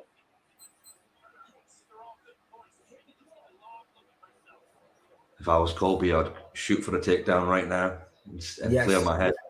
I would, yes. I would, just to give me a minute. Keep the fight here. Yep, against the Right. fence. That way Get I his can breath back. breathe. Yep, breathe, focus, get your head back Yeah. to come back for the next round. And and it's not even for a stamina thing. It's just so I can regain my composure, so I can relax because he's still Just get hurt. that- Yep, he needs He's to get still- that he's equilibrium still- back. Yeah, he's still hurt right now. Like, He needs to keep his hands tight here, move his but feet. it's Shouldn't stand right in front of crazy him. because Jorge Masvidal right now, he looks tired too. Yep, 10 seconds left. Colby should just keep his distance and Yeah, at this point, don't. composure. Oh, Masvidal going for it. Brilliant. That was brilliant. So Colby was winning the whole round, and then at the end, near the end there, obviously he got nearly dropped to one knee and got back up. So it made it a bit closer, but I'd still give it to Colby. It's a big shot, man. I'm giving that one to Jorge. It was a big shot, man. Bang. Boom. It was a good one. It was a good one. That was the most wristed- significant. That was the most significant strike in the round. So Easily. some judges would actually give it. Well, They probably would give it to Jorge. they'll give it to him solely because of that shot. Yeah, but Solely the way, because- like, if you're judging it as a whole, the round, then people would probably go the other way. So, like, that's what way I'm going, because I'm judging it based on the whole round. But that was the best. That was the most significant shot in the whole round. That's the eye-catching shot, and no doubt. Not even judges a will round. look You at can that. make so far, that's the most significant shot of the Yeah. fight. You The know what I judges, mean? that's the most memorable shot of the whole fight so far. Yeah. So real quick, Roger, me and Sai, we basically agree with this. The next person who's going to fight Kamaru is going to be Leon Edwards. And then basically whatever happens with Leon Edwards, you know, I believe he's going to end up losing. I love Leon, but, you know, Kamaru Usman until, you know, he decides to retire. But yeah, I think after that, you're going to have to start looking at a lot of the other guys in the division. Oh, I guess the takedown, yeah, right in the guard. Yeah, some names we threw out was Vicente Luque, Benil Muhammad, Sean Brady, Chimaev, those type of guys. So Edwards is going to get the title shot, but yeah, I don't think he wins. But you know, we'll cross that bridge when we get there. Colby's got him in that same position against the fence. on his side, Jorge on his knees. And this Colby is on the back position. and this is Round number 5. this is where it's so like it's so weird to have judges that have not fought in the UFC because and it also depends on what they know, right? Like if somebody knows, like, you know, wrestling, Jorge back on his feet. like Jorge what back do on they his feet value here. more? You know, so it's just weird, man. Colby just landing knees on the leg here. Jorge done a great job there getting back on his feet.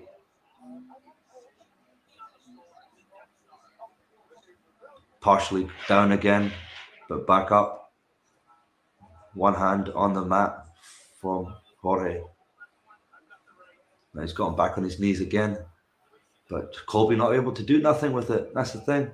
And that's Jorge something people got. That's something we got to look at. How many times has he gotten a takedown and done nothing with it? Yeah. You know what I mean? Either by his own choice because he can't, because he's too tired, or because of Jorge Masvidal's phenomenal wrestling defense, you know? Which, again, I don't know if this is the real Jorge. Well, even that's phenomenal. It's just that Colby keeps trying to do the same thing. Over and over and over again. The same. Right, and it's just not working. So that and remember, I said, I think, what was it, round 1, round 2, that if I'm Colby, I just let go and reset. I just let go and reset, and I try something. Try and get his hooks in right now. You try and get his hooks in, but he can't. He can't. Jorge doing a great job of not letting him do that. Colby again, just pressuring him, trying to force him down. Yep, forcing him down again on his knees. The control is really in Colby's favor. It is. The control's in his favor. The only issue is he's not doing much with it. Yeah, he's not doing enough. Definitely not doing enough. So that's kind of where it's like, you know. That's where the scoring is pretty wishy-washy. Yeah, that's where the scoring is weird because some judges only care about the actual control, right? Like if you're in control, it doesn't matter. Other judges are like, I don't care about the control. What are you doing when you're there? Who's landing? Like, what are you doing when you're there? You know, so, you know, honestly, I don't think Colby Covington is doing enough where you can just be like, oh, yeah, because, you know, to your point, he's trying to do the same thing. And when you're failing at it, the judges know in the same position again, and he can't get the choke, but he's gone for that choke for some reason again and again and again. And it's not there. I just think because he wants to feel the sensation of making a Jorge Masvidal tap, like he wants to feel that, which again comes to the emotional part of this, where it's like, you know, I don't know, man. This isn't a good look, man, for the UFC main event when they want to put on a really big fight because Colby's just making it really boring. He's not actually trying to. I mean, at the same time, Jorge is not letting him, but Colby could be doing more. Like, right, and this is where I blame Colby Covington a little bit because if you're trying to do the same thing and you see Jorge Masvidal stopping it, like you're telling the world you're a world-class wrestler. You know, show us. You know, spice it up. You know what I mean? Like. Needs to get his other leg around if he wants to get that choke and get it under the chin. If he can get that under the chin, he'll be able to get it. No. But the thing is, he's not a submission specialist. Get back up. He's not a submission specialist, so he doesn't know that. You know, now Colby Covington's trying to be something he's never been before. Which, again, you're now putting yourself in an awkward situation where you can give the refs or the judges any excuse to basically not give you a round. That's the sad part of it. Yeah, wrestling gets way too much credit in the scoring, to be honest, over actual damage. Yeah, strikes. Yeah. That's the thing. And my thing is, I don't mind you being a wrestler. You know what I mean? But when you're doing a wrestling and you put yourself in a position to do damage, do the damage. Yeah, be like Kamaru Usman. Yeah, Kamaru Usman. That kind of wrestler. Yeah. Or a John Jones kind of wrestler. He's a wrestler as well from trade. Well, yeah, kind of. Yeah, but at the same time, John Jones. Not too high level, but he did wrestle. John Jones can literally do whatever he wants. Yeah. John Jones can literally do whatever he wants, but I don't know. I think they'll probably give it to Colby Covington. Probably, but I'll be honest with you. I don't think Colby should win. I don't think Masvidal should win. I think both these guys should lose. Yeah. Because it's just, I mean, the thing is, so see if this were according to Pride, the rule set in Pride that you used to get, they used to score it more on damage and who's trying to force the fight more and try and land more shots. So a lot of those judges would maybe give it to Masvidal. Yeah, if we're doing it, with most of the time he was on top. And here's another thing that, you mentioned about Pride, Colby Covington would have been red carded by now. Yeah, that's another thing that we kind of forget about Pride. They had the whole card system. You know what I mean? So it's to make MMA more exciting and entertaining, that scoring system is much better because it forces action. Yeah. You know what I mean? Oh yeah, it does. 110%. 100. It definitely forces it. Yeah, because then you have guys that just kind of they get the takedown, and then they don't do anything with it. That's all. All fight, Colby Covington did nothing with his takedowns. He kind of did the takedown, and he was just, the few takedowns he would get, he did nothing. He was just there. You know what I mean? And again, it's an even bigger knock. You know what I mean? But let's be honest, again, Colby's trying to do the same thing over and over and over again. That's just, I don't know. To me, that just shows a lack of awareness. Yeah, when you look at Masvidal right now, he doesn't look like a beaten man. Do you know what I mean? No, Masvidal looks fine. But of course, I would look fine too if my opponent just wants to dry hump me. So they gave it to Colby Covington. Yes. I mean, the only time anybody was hurt is when Colby was dropped to his knee. Right. It's here in the post-fight interview.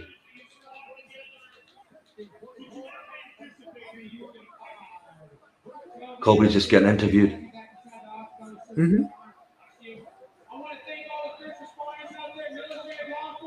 Thanking the military.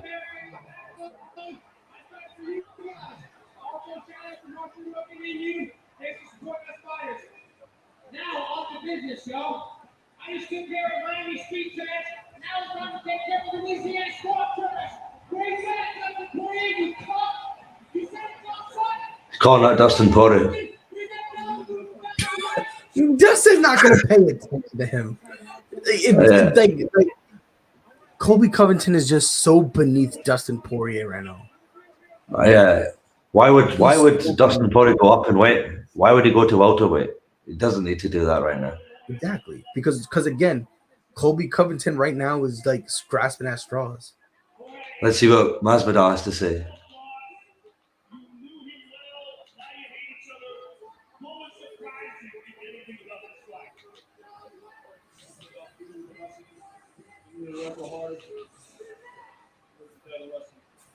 Yeah. That's hilarious. Yeah, he's just disappointed with the wrestling, and he's sad he couldn't. But he done a great job, man. Honestly, to defend. Oh, hold on, let me see what Jorge's about to say.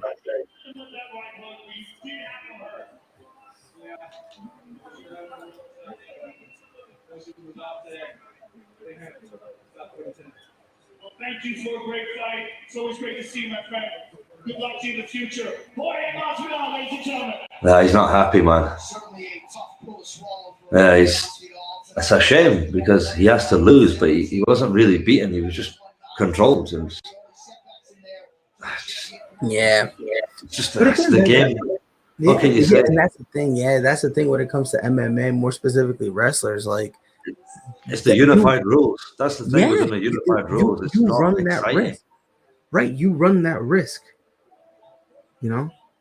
Like you run that risk when you do wrestling. You know what I mean? Like you run that risk where a guy can just, basically sleep on you, do absolutely nothing. It's like GSP at the end of GSP's career, like most of his performances after he got knocked out by Matt Serra, he just always used to take people down and just like keep hitting them with shots. Right. And it was just boring. Right. You would dominate them, but it's just boring. And if he found the submission or the finish, he would take it, but it wasn't that often. He would start winning on points all the time. And it would always go 5 rounds, and it would be GSP just on top of a guy for 5 rounds. And it's just boring, man. You need to make the game more exciting. And to be honest, that's us. To be honest, the main event tonight, any casual fan, obviously we're people who love the sport, but a casual fan watching that who likes more boxing or something else, they wouldn't have been interested in that. They would have thought that was boring because they would have. The casual fan would have found this boring. I keep saying fine, but they would have found it boring, yeah. But that's just the problem. Like, it's just some people when they wrestle, it's really not the wrestling that's boring. It's just boring fighters. Like Colby Covington is not an entertaining fighter. He's a very boring fighter. You know what I mean? Like even and everyone says, oh yeah, his trash talking is great. Like his trash talking really isn't that great. It's just the things he says. Like for instance, he brought up Masvidal's wife or ex-wife. I don't know. I guess they're still currently married or something like that. Like he said that, and it's like, well, yeah, I could sound like a great guy talking on the mic. Like if I know a guy who's an absentee father, I can be like, oh yeah, you're not around your kids. That doesn't make me a good talker. You just said something that is gonna get under their skin. You know what I mean? Yeah. But Colby Covington is just boring. You know what I mean? And I think it's fighters like him that give wrestling really a bad name because, like you said, Kamaru Usman, he wrestles, but at the same time, when he's got that control, he's moving, he's doing stuff. Bryce Mitchell, he on the same card, he was using a lot of wrestling, but guess what? He was landing a lot of strikes. Right, like you know what I mean? Like, yeah. So that's kind of where I feel bad for wrestlers, because then they look at guys like Colby Covington and go, "Oh, wrestling is boring," and it's like, but it's not all the time. There are times, like you know what I mean, like. Definitely. I know what you mean. Like a Randy Couture type of wrestler is like taking you down, trying to pound you out. Chael Sonnen. You know what I mean? That's it, Chael Sonnen type of guy. Like he's trying to pound you out. Right, who can wrestle, but at the same time they do stuff. You know what I mean? So, like Islam Makhachev, he'll take you down, it'll wipe you out straight away. Right. Yeah, and that's the thing. Like Islam, he's not gonna. Again, like when you're doing this stuff. You're trying to, you're trying to make sure you catch the win, but to each their own, you know what I mean? Like I said, it really was a shame because, I'm sure this sold really well. I'm sure this pay-per-view sold really well, but the main event, a little bit disappointing. Extremely. Sad to see Jorge lose like that because like he comes to really fight, man. And again, he didn't, and like you said, Jorge Masvidal did not look like the beaten man. He didn't, even though I picked Colby as well, I actually picked Colby. I'm thinking I'm not impressed with that performance because he played it way too safe, way too safe.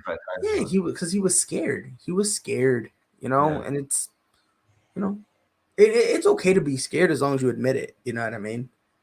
But so, what do you think about what's next then for Colby? He's calling out Dustin Poirier, but I don't think Poirier is going to take the bait and go for that and move up and wait. So, who do you think Colby will fight or go for? Well, he'll ask for a title shot again, but he won't get it. He will, but does he deserve it? No, he's not going to get it. He won't get it. He doesn't deserve it. Leon Edwards, but maybe Leon Edwards. I think they've already set Leon Edwards to fight Kamaru Usman, haven't they? So, who for Colby? At welterweight, Vicente Luque would be a great fight, or Bilal Muhammad or something like that. But I don't see why Colby should get another title shot. after that performance. No, Colby. No, and I got someone saying, I think the next fight has to be Colby Covington versus Leon Edwards for the interim belt. Yeah, they should do that. Like, unless they've already set Leon Edwards to fight him, I agree with you. They should make Colby versus Leon Edwards interim title fight. Number one contender fight, and then no. There's no need for a number one contender. He lost twice in dominating fashion. Yeah. Like, let's not pretend it was like 3 years ago. No, he just lost to Kamaru Usman. He literally just lost. Literally. Like, this wasn't a fight that happened like 4 or 5 years ago, and they were like, prospects, and they just happened to cross. Like, dude, like, you got dominant. That is the equivalent of me trying to say if Jorge wins, he needs a title shot. Like, no, you lost twice. Yeah, he'll need to do a lot more probably to get the fight, but he's going to be calling for it. We know that for sure. But we'll see what happens as we move forward. But I guess Colby will be happy with his performance tonight. He won the grudge match, so he's going to be feeling good. Masvidal's going to feel horrible right now, and I feel sad for him. He was managed to use his wrestling to the thing I thought he would be able to use as well. I was hoping though Colby would fight more the way like he fought Damian Maia and like RDA, the way he fought them. Yeah, I mean, nah, bro. Like, I'm just, for me, Colby Covington does not deserve a title shot at all.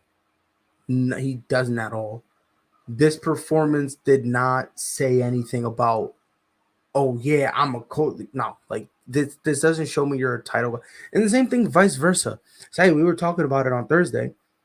I said it doesn't matter really who wins because neither one of these guys deserve a title shot. Let's be honest. No, this wasn't even like that. Because Colby Covington got dominated twice by Usman, and then when it came over to Masvidal, he got knocked out the first time, and then the excuse was that he took the fight on short notice.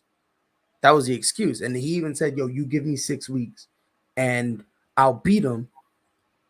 And then he got knocked out. You know what I mean? So it's like they're both 0-2. Like, why do you need like a trilogy fight for this? When you're over, you need a win. Like, if you're Colby Covington, Jorge Masvidal was not the fight that you needed. You know who you need? You need to go through Gilbert Burns, Vicente Luque, Beneil Muhammad, and then if Leon Edwards loses, then him.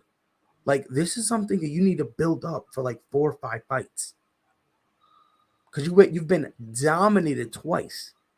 Colby versus Chimaev would be good. Maybe him and Chimaev, maybe.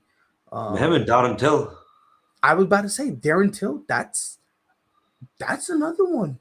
I wouldn't mind that. I wouldn't mind him and Till. Other than that, what's next? What about what's next for Jorge? What do you think was next for him? Well, for Jorge,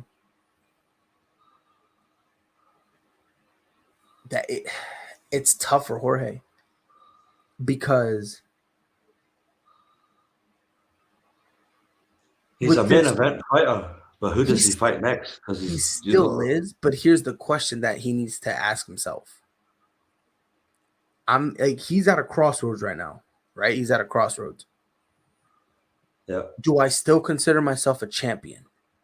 Like, do I want a title shot? Or am I here for big money fights? That's kind of the crossroads he's at now, right? Like, if he wants the title, it's a long road for him. Yeah. You know what I mean? Like, he's probably gonna need to beat 2 guys in the top 15.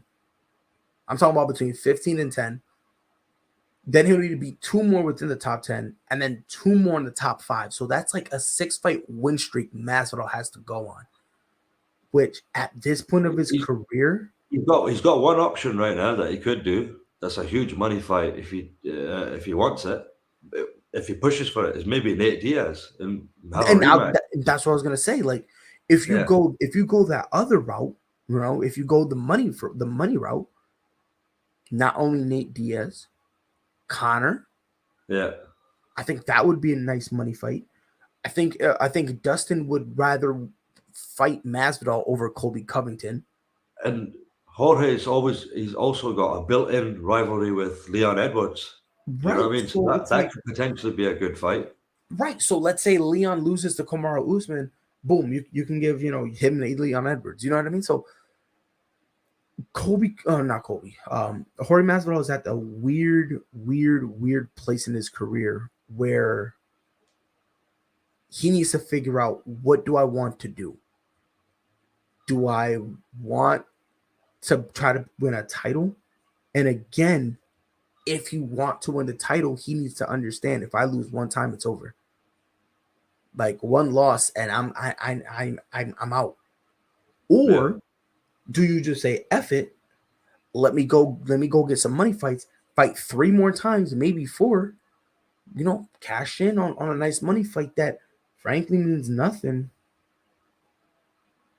You know what I mean? 3-fight losing streak. It's sad to see, but yeah, like, he should just go for money fights now. Just go for money fight. He deserves it. Yeah. So again, Masvidal needs to sit down and figure out which road am I going down.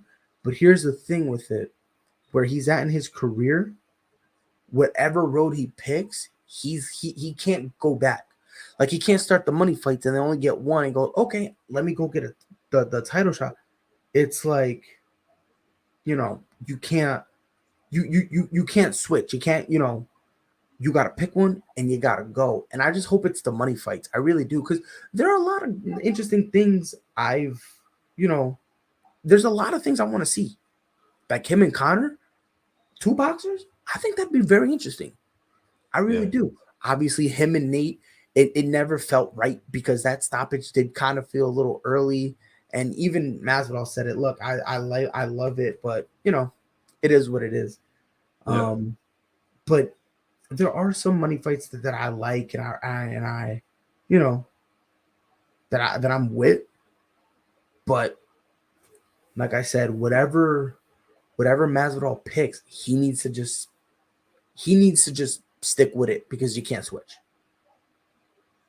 You know? Yeah, that's very true. Yeah, very true, man. Very true. And it's funny, Colby actually called out Dustin Poirier, but so I don't think that'll happen. But I would like to see that. I don't think Dustin would waste his time with that. Like that is so beneath him at this point. Like if Colby was on a winning streak, that's a different story. But dude, you've been trading wins and losses for a couple years now. Yeah. You can't really you can't speak. You can't really say anything. It's more of a look, whoever wants, like, this is one of the times he should have been like, whoever wants to fight me, fight me. That's what this was, you know. But hey, to each their own.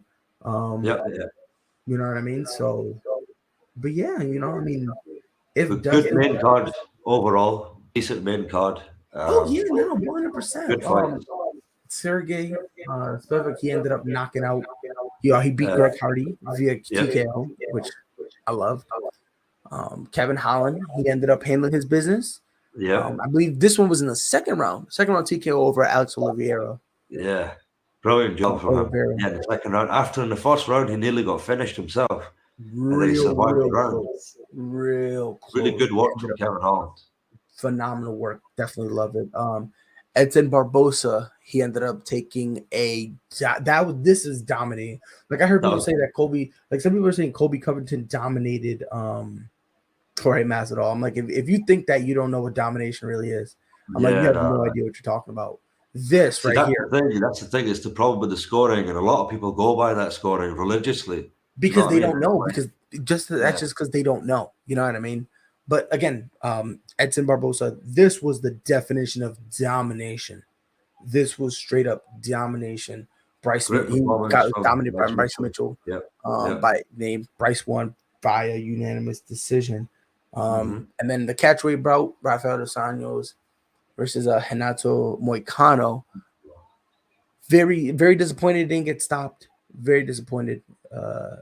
You know, his coach should have, Moicano's coach should have, his corner should have came in and said, nope, we're not doing this. But, you know, it is what it is. RDS, he ended up winning via unanimous decision, which I love. And hopefully, like, you know, it keeps him in that lightweight title contention. Let's see what happens. And then obviously, Colby Covington, he beat Jorge Masdival via unanimous decision. So, great night of fights. Yeah, I mean, I'll be honest with you. I think outside of the main event, I think the main event was honestly the weakest. Oh yeah, definitely. It definitely was the weakest, no debate. The night ended on a kind of low note after the performance from like the fight of MOICANO and dos Anjos. That was such a high, and then I think it ended on a bit of a low because this fight kind of under delivered. Yeah, right. Extremely. Like, and Lennon, what's up, my guy? What is up? But you know, it's like for me, it's like you don't hype it up and say, "Oh yeah, I'm gonna knock him out," and then be like, "Oh, we're having a sleepover. Let's cuddle under the blankets." Like, you know, to me, it's like backwards. But you know, definitely. But it's really late now here in the UK. It's probably 1:30 in the morning over here. Yeah, it's 6:30 in the morning here. So I'm gonna love you and leave you. It was great, man, doing the live. 100%. It was fun. A lot of fun. Said, 273. I'll be back. So if you want to be here, feel free to join. It's always definitely. Yeah, I'm gonna have to see you later. For now, see you on Thursday. Yes, sir. On Throwing Hands. Yes, sir. I'm gonna have to say out LDZ. It's your boy Pride. We'll be back next time. Be safe. Good night, man.